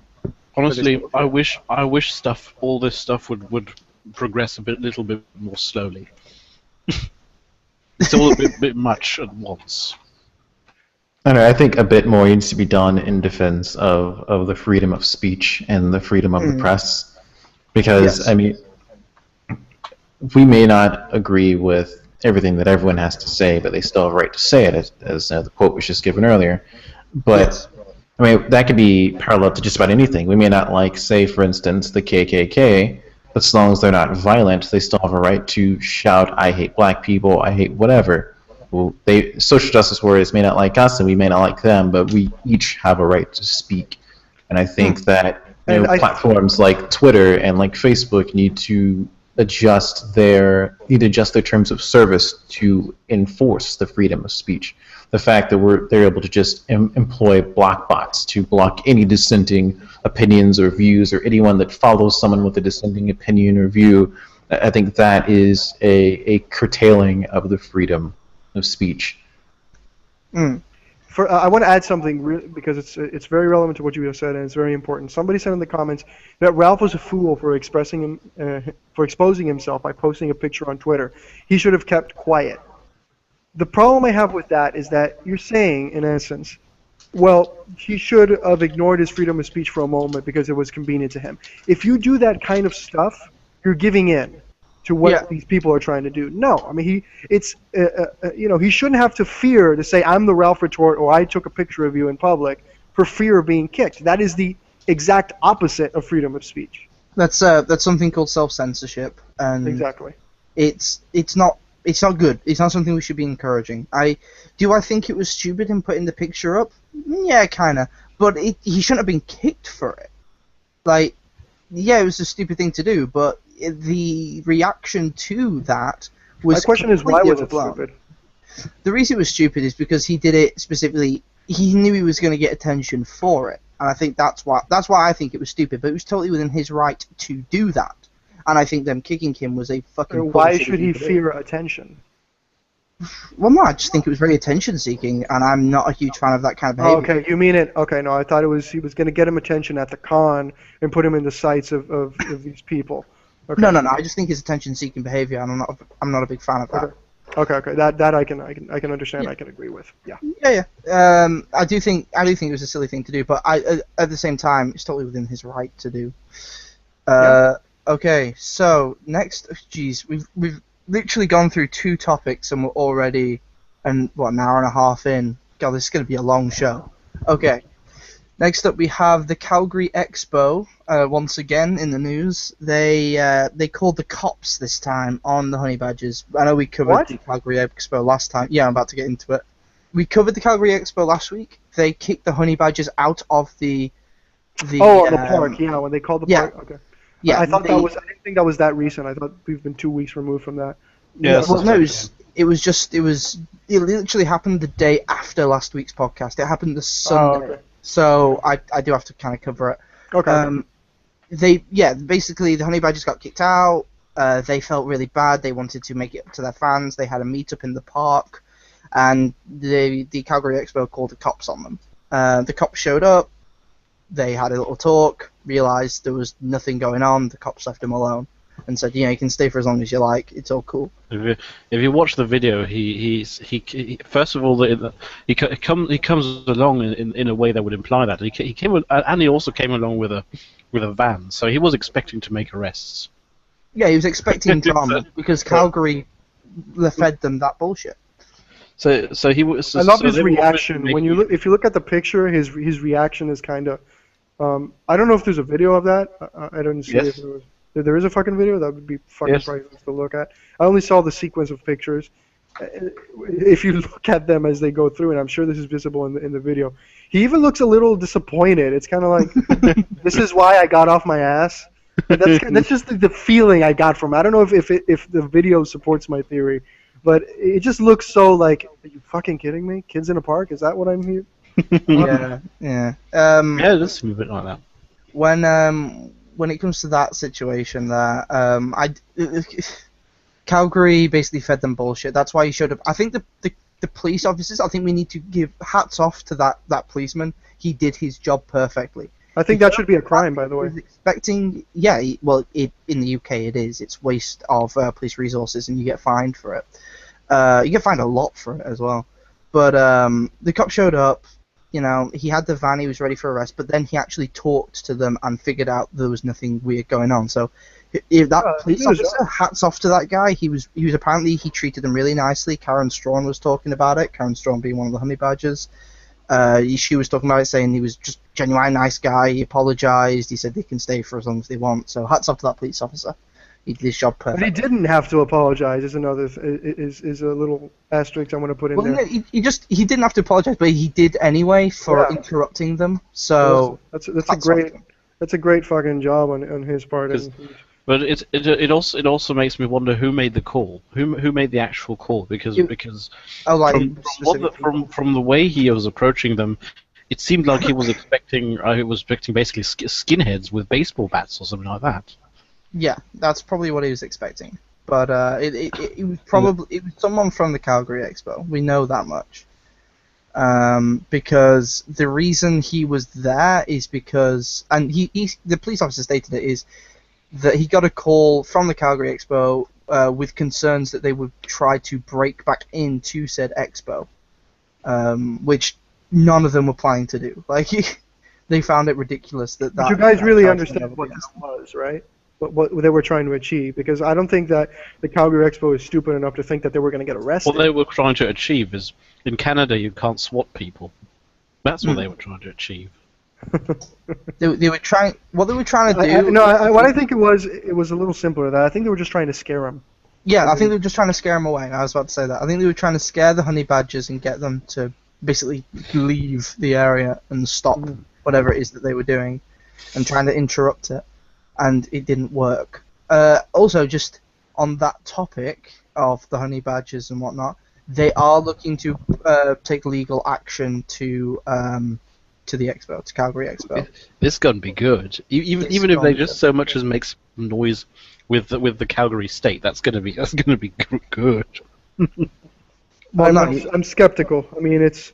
If you look at Canadian law, they have a very strong case. If you look at Canadian law, they actually do have a very strong case. Okay, I'm completely unfamiliar. I have to ask my cousin who lives over there. I have no idea legally what basically the thing is one of the parties funding the Calgary Expo is the Calgary state, Calgary city itself. Yeah. And not much. The Calgary Expo broke its multiple points of its own terms of service in the process of kicking out the honey badgers, and they made themselves guilty of libel in multiple cases.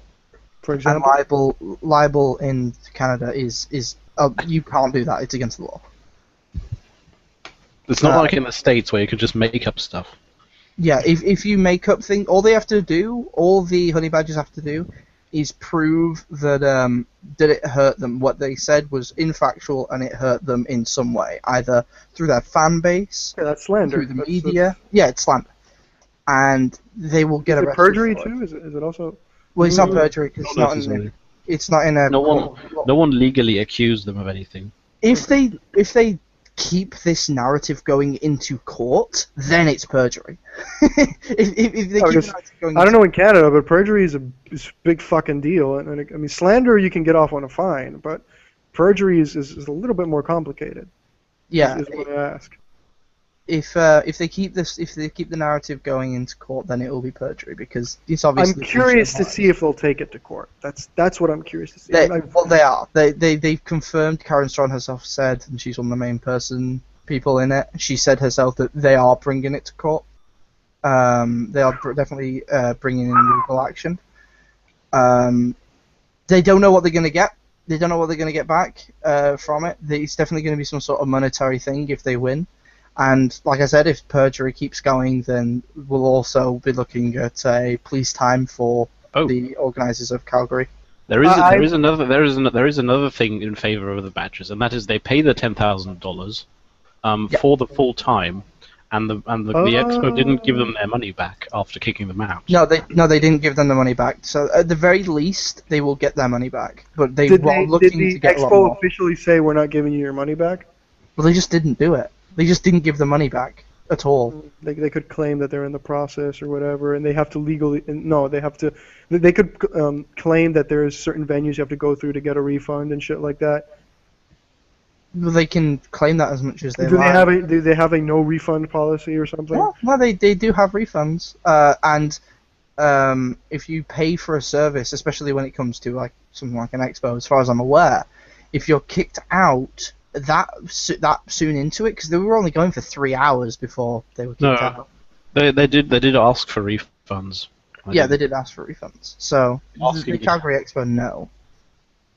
They know that they're looking for their money back and they're refusing to give it.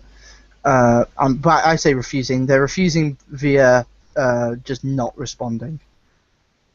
So yeah, they definitely have a very strong legal case on their hands. And if they do 100% decide to go ahead, and if Calgary don't fix this before it reaches court, that's going to be a very interesting court case. I have another question. If it's being funded in part by the state, I don't know the laws in Canada, but in many countries the state is not, you cannot sue the state. No, they'll be suing the people. The people. Well, the thing what that means is that the Calgary Expo is public. Meaning you can't just without clean and uncontroversial reasons. I mean, without clean and uncontroversial reasons, you can't just expel people. You can't just keep people away. Okay, yeah. I'm just asking questions. That seems discriminatory, especially in somewhere that's advertising. If they do, it should be front and center in Gamergate news, in my own opinion. It was. No, I mean, if they sue them, I mean. I know it was for weeks, I was watching it. I mean, if they sue them, that process should be front and center. I mean, we should very much be paying attention to that. Oh, yeah, definitely. And the more I hear about it, the more I'm going to be talking about it on here. Because it's not directly linked to Gamergate, but Gamergate was cited as one of the reasons they were kicked out, and that Then it is policy- automatically directly linked to Gamergate. Well, it depends. If they keep that narrative going of this is why they were kicked out, then yes. If they drop that and go for something else, no. But I'm still going to talk about it. No, the initial reason, the reason why they, one of the supposed reasons why they got kicked out was Gamergate in the first place. Yeah, there was three. Yeah, so even if they change it, that's to me, it's always going to be GG related. There were three reasons they were kicked out. 4 or 5 times they changed the reason why they kicked them out because the one before each time ended up not making sense. There was 3 reasons. There's 3 main reasons they've cited to kicking them out, and I'm going to list them off. I'm going to refute each of them right here, right now. So buckle up. So first, they claimed that one of the posters had a Gamergate icon on it, and Gamergate was a hate group. Well, we've disproved that Gamergate's a hate group again and again and again.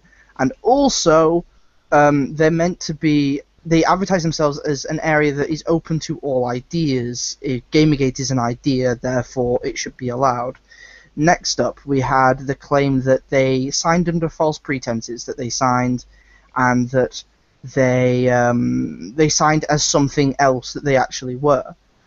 The refutation to that is, well, if you look at the badges that they were wearing at the expo, the badges said Honey Badger Brigade. They had it written on the goddamn badges that were handed to them when they arrived. So the organisers knew these were honey badgers, the organisers knew these were an MRA group, and the organisers knew these people had links to Gamergate if they'd done even a modicum of research. And the third reason that is cited is that they were harassing a feminist talk. Well, the problem with that is that... We have video footage. Audio footage. Audio. I believe it was Karen Strawn who released that. We have audio from it. We know exactly what was said, and at no point, at any point of that talk, of that video or audio, were they even remotely harassing. They actually asked permission to answer the question before they answered it. I mean, what harasser asks permission to harass you first? It doesn't happen. It's bullshit. And the thing is, the reason they were asking for permission was because they were at a feminist panel, I think, and the feminists were somehow rhetorically asking why they only have 20%, why only 20% of the people are feminists, call themselves feminists in the first place, and then they started shit talking the MRAs while having literal MRAs in the audience. Yeah. So of course then the demon asked for permission to answer the question. and then stated before she answered it that, I am an MRA member, so you can shit on me right now. And they continued to allow them to answer said question. So the idea that it was harassment is bullshit. Okay. Does anyone have anything else to add onto the Calgary Expo bullshit? No, I'm fine. Everyone good? Next up we have, the Twitter Director of Product Management, Shreyas, I'm not even going to bother pronouncing his second name because I have no idea. They are updating the policy on Twitter in order to attempt to change the violent threats policy and institute new enforcement measures on quote-unquote harassing Twitter accounts, such as locking them down for a set amount of time. I'm just putting this out for people who are on Twitter. Keep an eye out for shit like this. Check if you are being timed out. If you are, screen cap all the shit you said previously and put it up and see if anything there is possibly harassment, because this could be used to censor voices and we need to be careful of that, especially considering it's changing. So we're not 100% sure what's going to happen there. This could actually help us quite a bit. It could completely cripple us. We need to be careful. Well, one thing I can say is as it turns out, the CEO of Twitter is based. Yes. One of the statements he made in an interview was that he would oftentimes have this problem where people to him report harassment, and then he goes to those tweets to see what's being said, and it turns out and to him it turns out it's just political discussion. So he's based. Yeah, he don't give two shits. He doesn't listen and believe. Again, So- it's a business. So I threw my lore into the water. threw my lure into the water the other day with that in mind, and I baited in the game archivist. I can't remember her name. I'm sure you know who I'm talking about. Yeah, unfortunately. Yeah, so I threw my line out there, got her on the hook, and all I asked was, is it truly harassment or is it simply political discourse? I challenge you to consider all points of view. That's all I said in the tweet.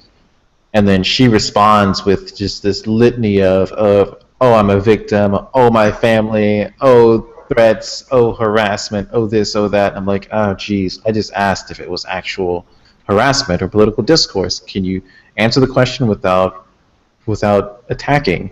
And then next thing you know, these white knights come out of the woodwork to come to her defense. She's like, I'm done with this conversation. And then these white knights come to take her place, and I've got 2 or 3 white knights that I argued with for about 30 minutes before I eventually got tired of it.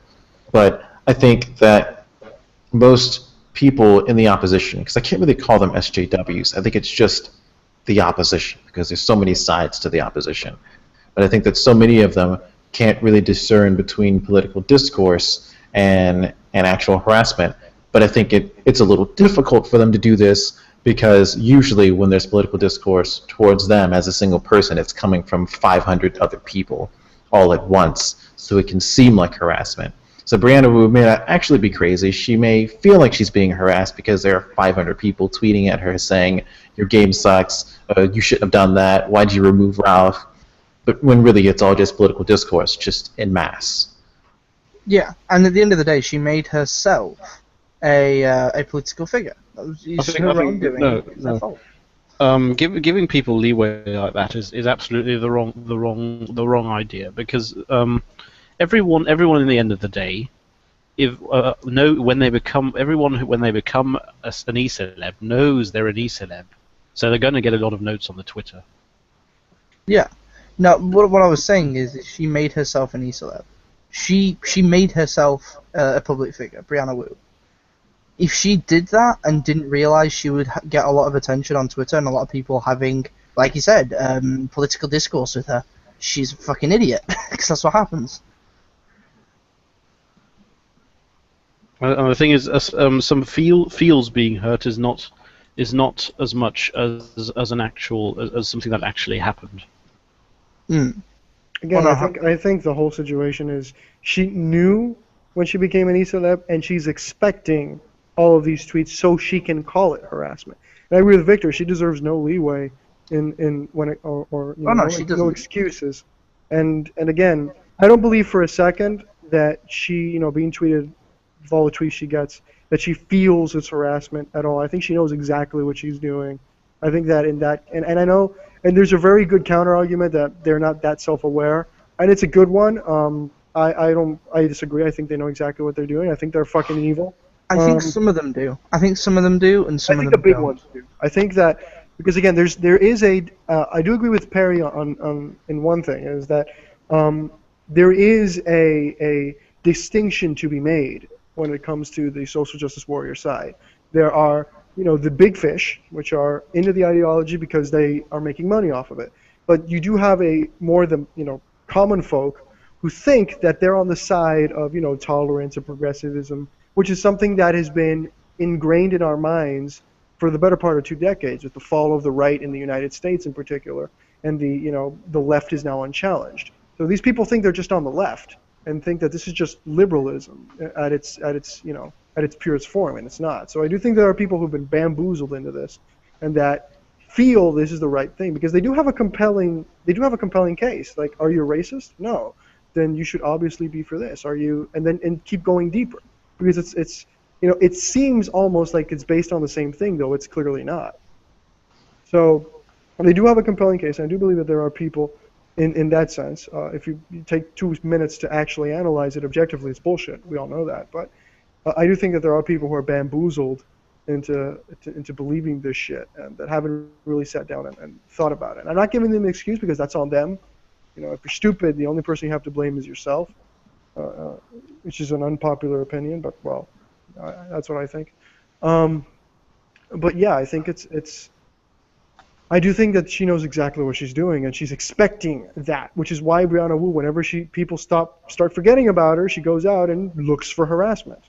Because if that harassment leaves, that Patreon is going to dry up. And she doesn't have, and again, it's not necessarily just about the dollars, it's the attention, is what I said earlier. I don't think Brianna Wu or Zoe Quinn really give a shit as much as we think they do when it comes to money. I think they come from rich backgrounds. They're set for life. I think it's the attention that they like. They need to be the spotlight. So I think that the true nature of these people can be seen in just some of the things that they tweet out, or some of the things that they put online. So there was a picture that was going around from Shoe on Head, which I really love her YouTube videos. It's a picture of an anti-racism event that was being held at a British university, and it's the diversity officer, someone who presumably works for the university.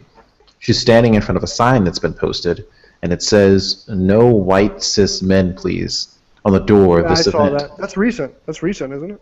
Yeah, that's very recent. And this is the side that's promoting diversity and tolerance and equality. I always, whenever I'm in a conversation with some of these people, I say you can't preach diversity and tolerance while being completely intolerant. You can't end sexism with more sexism. You can't end racism with more racism. You don't create diversity by ostracizing an entire entire demographic of people. You can't say no cis white men because we want black people and midgets and transvestites and whatever else. I don't know if transvestite's really a word I should be using, but you get the idea. You can't right or wrong with more wrongs. And this is what they want to do. They want to limit the number of cis white men to include more people. And I don't think that's necessarily the way to go about it. I don't think it's even that. I think it's simply they are using. First of all, you have to understand that these people all come from the same thing. They're failures. If you look at their work without the harassment, without the check your privileges, they're failures, and they can't make it any other way. And the reason why they make up these minority statuses in some cases, like in the case of Otherkin, they make up these I'm fucking I'm fucking not as privileged as you are, so you check your privilege. The reason why this is all there is a simple crutch, because they can't make it if you just put their work versus other people's works. Because you'll notice that they're so against cis white straight males, but they have cis white straight males on their side. Full Macintosh is a cis white straight male, and they're on his side. So it's not that they don't like cis straight white males. I mean, Tim Schafer is a cis straight white male. He's on their side too. It's not that they, Josh Whedon, the other guy, Josh Whedon, he's not, excuse me? Arthur Chu. No, he's not. He's not white. No, I'm talking about there's Wheaton, Will Wheaton, excuse me. Yeah. Will Wheaton's cis, straight white male. They're all on their side. They've just taken the role to submit it to them, but they're on their side. So it's not this we hate cis white straight male only. It's that this is the easiest excuse. Yeah, this is the easiest way to get rid of... Basically what they're doing is they try and get rid of everyone who disagrees with them, and in doing so are willing to sacrifice people who agree with them if they fit into the same camp. Yeah, because I'm not a cis white straight male. I'm Latin. So why don't I get looked at them? Why don't I get... This podcast's only for cis straight yes, white. I'm afraid you have to go now. Yeah, but to be fair, I identify with tree sexuality, so that. Okay, then it's okay. Oh, you're good. You're good. That was a close call, but you're good. So I want to give you an example. I want to give you a story, actually, a real world example from my life. So I work in a data center for HP, and recently they've been hiring some new people, and they've also been letting some people go. They let go about 3 guys, and they brought on 3 women. I didn't think anything of it. I thought, oh, cool, diversity, blah, blah, blah. It's great. We got some women back here. But then I thought about the job that we're doing. We're lifting these, some of these servers are 80 pounds, and then some of the enclosures we lift are 500 pounds. We've got to be able to get these things racked into these racks.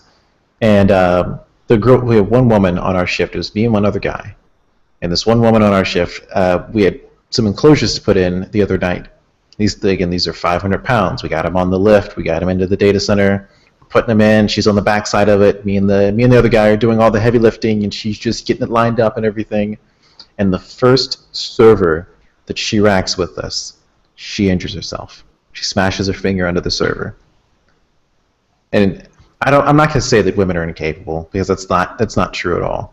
It's just they hired someone who wasn't capable. Sure, she had the knowledge, but physically was she capable of doing this particular job?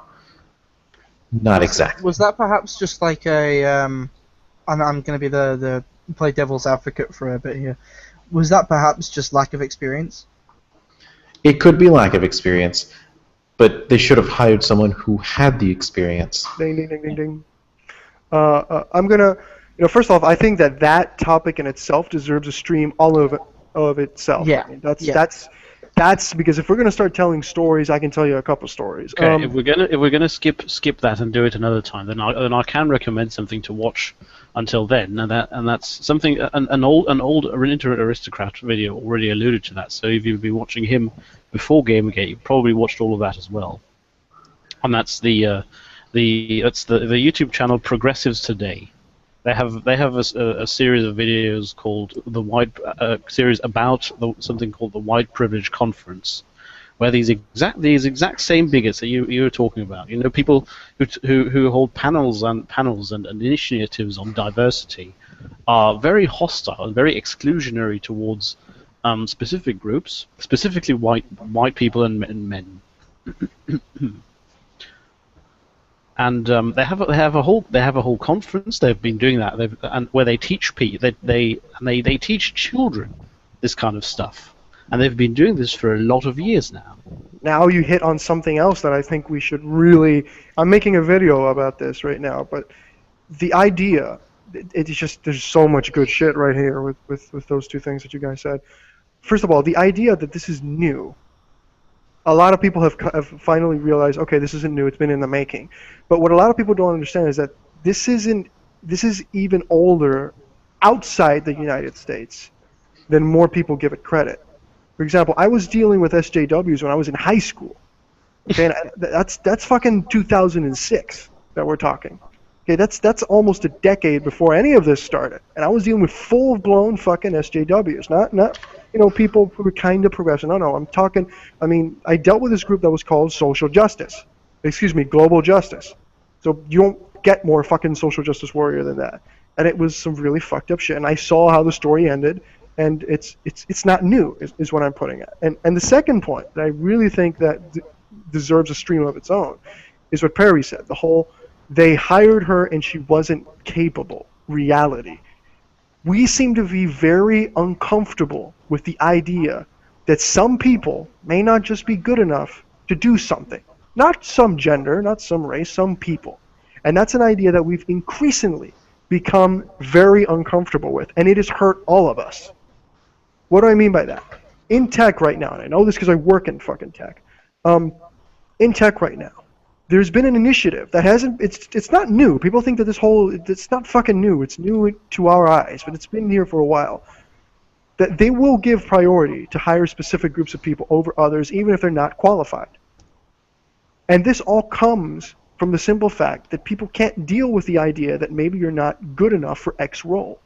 So this entire idea of you're discriminating against me because of X, not because I suck, it's not new, and it's been in business and in hirings. And if people who are watching this and who are working in tech or have been working in tech for a while are trying to get a job, especially new graduates, they'll identify immediately for what I just said.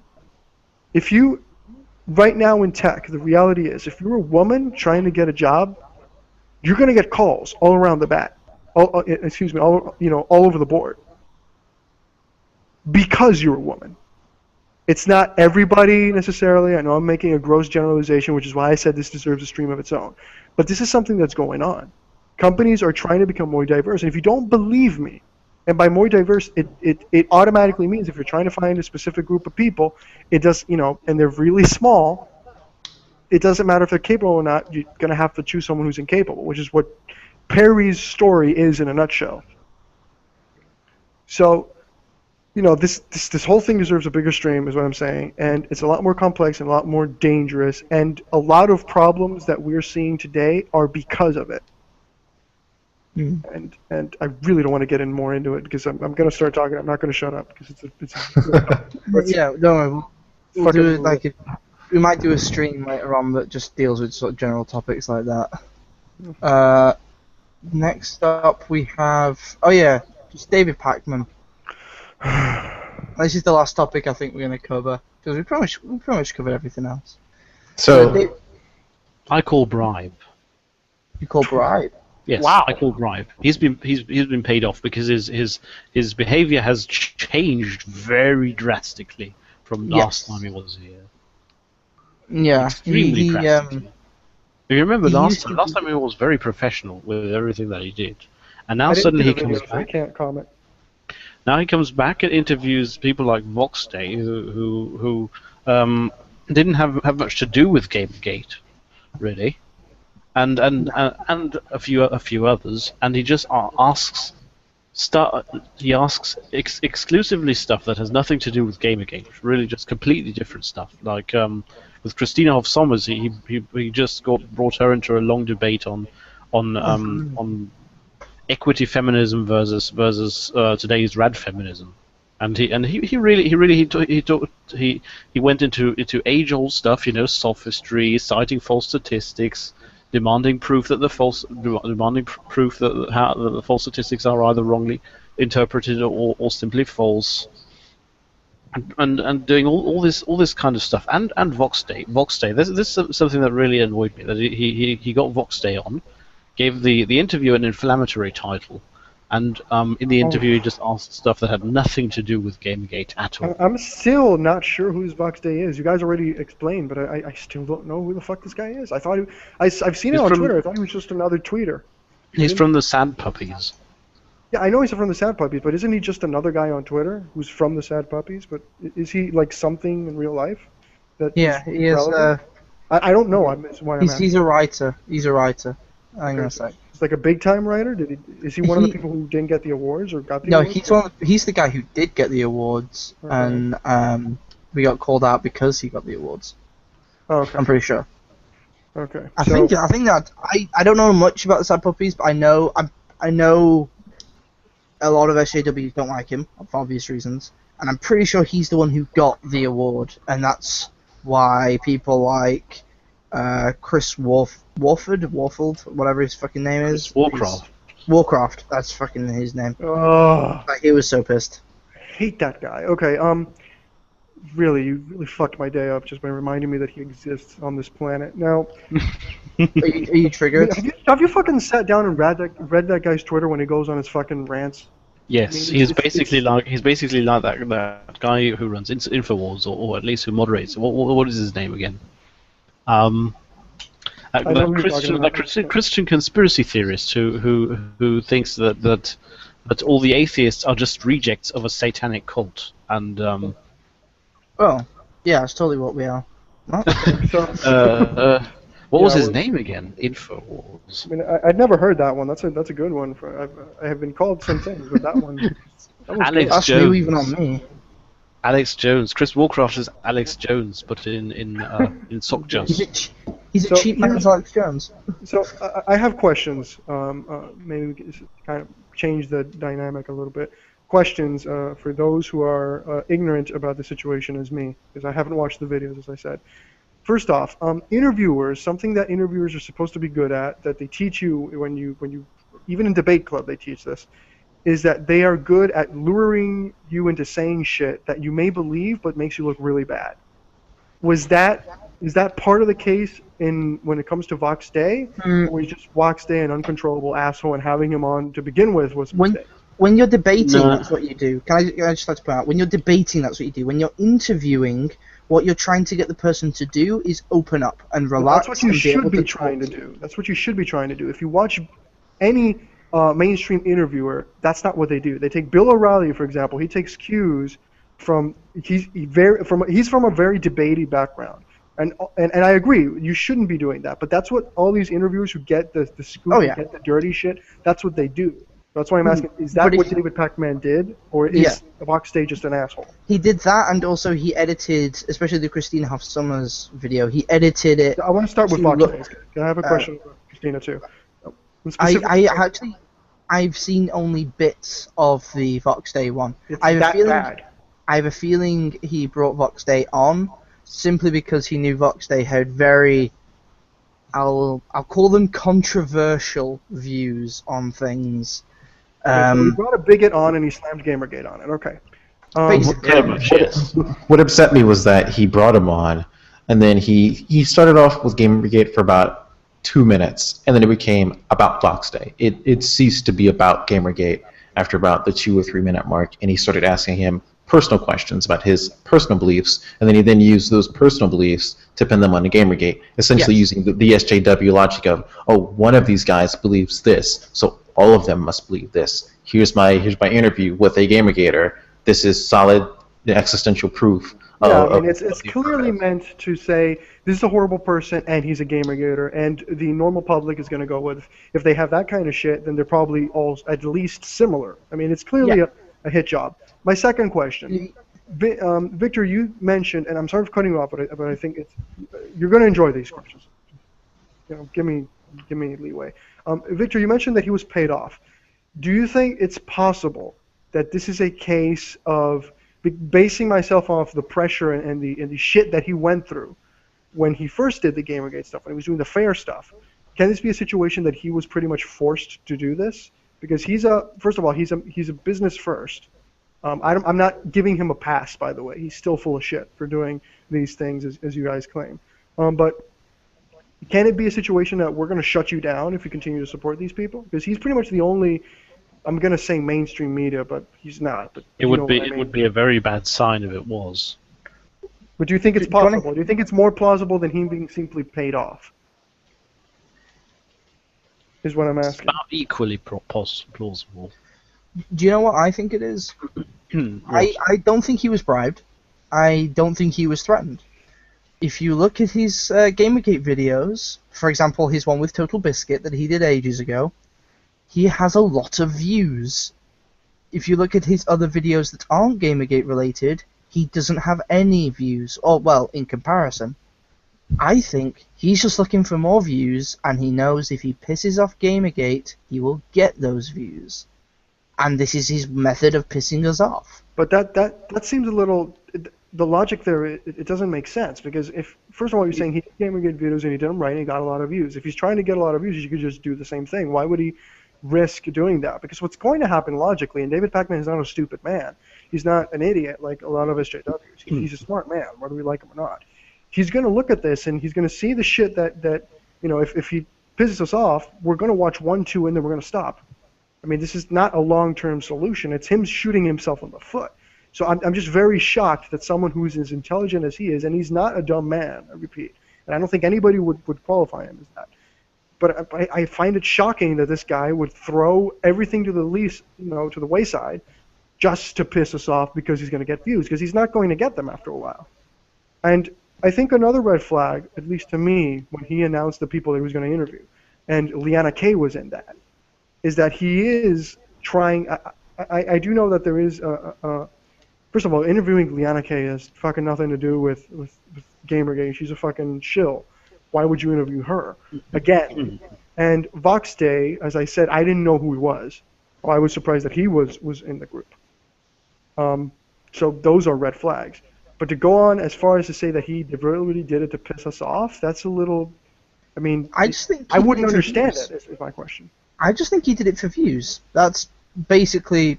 But he would get the same views by doing it right, and it would be better because we wouldn't leave. How many Gamergators unsubscribed when that happened? So again, why would he? I did. But here's the thing, and answer this honestly. How many people here have seen Anita Sarkeesian's latest video? I haven't. I haven't. You haven't? Oh. I only seen 2 Anita Sarkeesian videos and I stopped. I do the vote for it properly, the way you're supposed to. Don't even give it any attention. Yep. Don't draw any attention of it. Why did you even mention her? I mentioned her because honestly, a lot of Gamergaters who I've talked to have seen Anita Sarkeesian's latest video, and that's the thing, is she's been making shitty videos and saying shitty things about Gamergate for ages, yet people still go back to her. Wait, did Anita actually say things about Gamergate specifically? Well, yeah, on Twitter. Oh, no, not on YouTube, on Twitter. But Well, that's different. It's fucking Twitter, and again, I agree. That's one, and I think Victor has said this multiple times. Part of the problem is that we continue concentrating on saying, look at look at this. It was so horrible, and less time on actually building shit to replace them. So, yeah, that's a problem. That we shouldn't be paying that much attention to these people. They're fucking poison, and they want attention, and we all know it, but we keep giving it to them. But when it comes to Sanita Sarkeesian, I haven't watched her videos. I'm not giving her the click. I mean, no, fuck her. Fair enough. Don't give him a check. Good. The thing is, with him, I do understand that the scenario that he was threatened does seem plausible, especially with the situation on Intel and so on. But the thing is, all he needs for his interviews, and he gets his views either way. But all he needs for his interviews is people who are willing to come on for an interview. I don't think someone like Ezra Klein has the necessary clout to completely demolish him like that. Well, right now, and if anyone wants to get in on this, feel free. We're trying to get David Pakman to get the Color Cabal on, because I think that we would be able to point out some of the shit that he's doing wrong. Here's the problem, though. Here's where I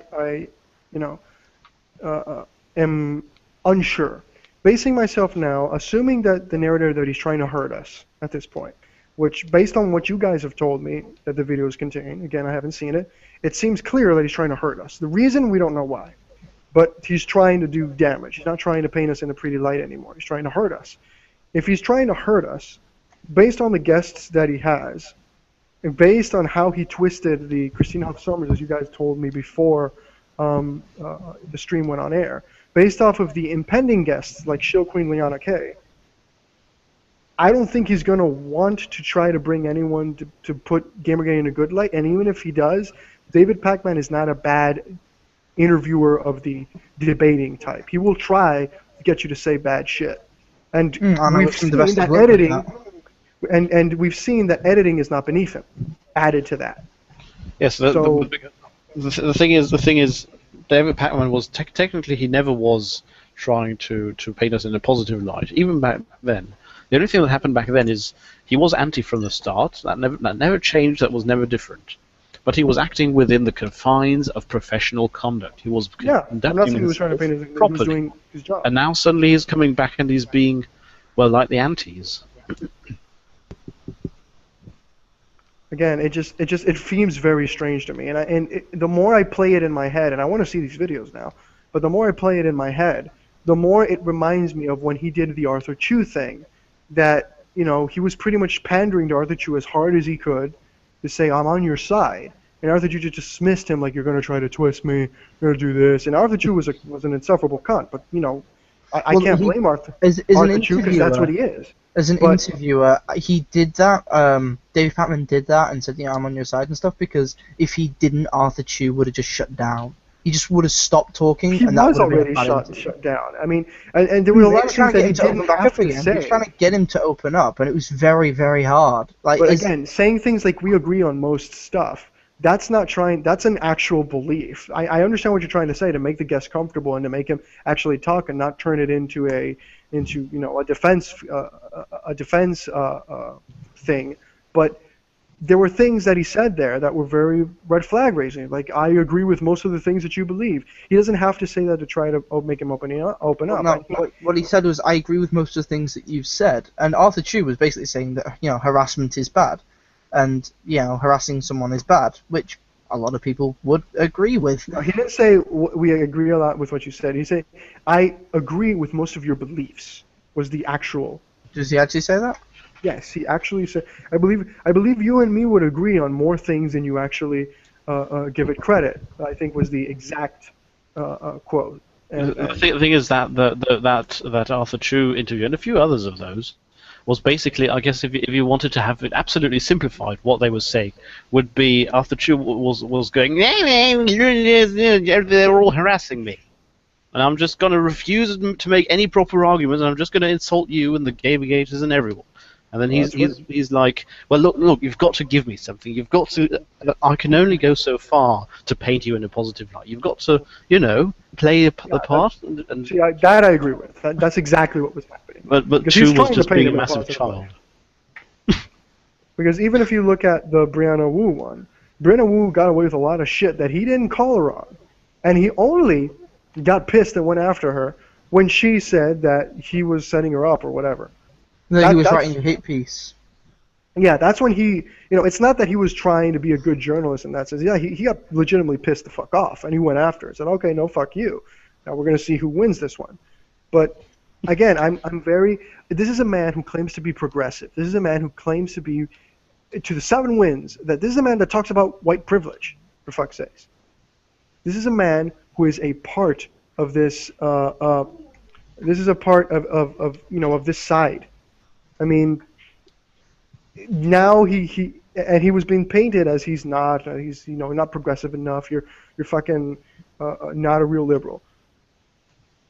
Now he goes and does this. I mean, it just seems too bizarre to be just that he was paid off or that this is the real David Patterson. Something must have happened because he suddenly changed his conduct completely. He's going. Also, he did a video specifically concluding his stuff on Gamergate. He did a video specifically doing that, and then he's back? Well, the views. That's clearly the views. But the attitude change is what's weird. So I need to bounce. I got to take care of something here. Yeah, well, actually, we'll finish up here because I'm all out of topics. So Anyway, I think we'll leave it there for this week. So thanks for having me, man. It's always a pleasure to be on your stream. I hope to be on again. I'm supposed to shill things. Manamonger.com, that's my website. My Twitter is Verilo, and I'm Verilo on YouTube. I just did a video on the Ralph thing, so if you want to check it out, go ahead, #shilling. So see you later, guys. Thank you so much for having me on. See ya. Ciao. Alright, we'll finish up there. So, Perry, if people want to hear more from you, where do they find you on the internet? They can find us at theopengamingsociety.org or on Twitter at opgamingsociety. Alright, cool. I think that's everything. If you want to hear from me or Mozzier, just fucking watch the other podcasts we've done. We've chilled out there. God. So needy. Yeah. So, peace out. Have a great evening, afternoon, day, whatever time it is, wherever the hell you are. Goodbye.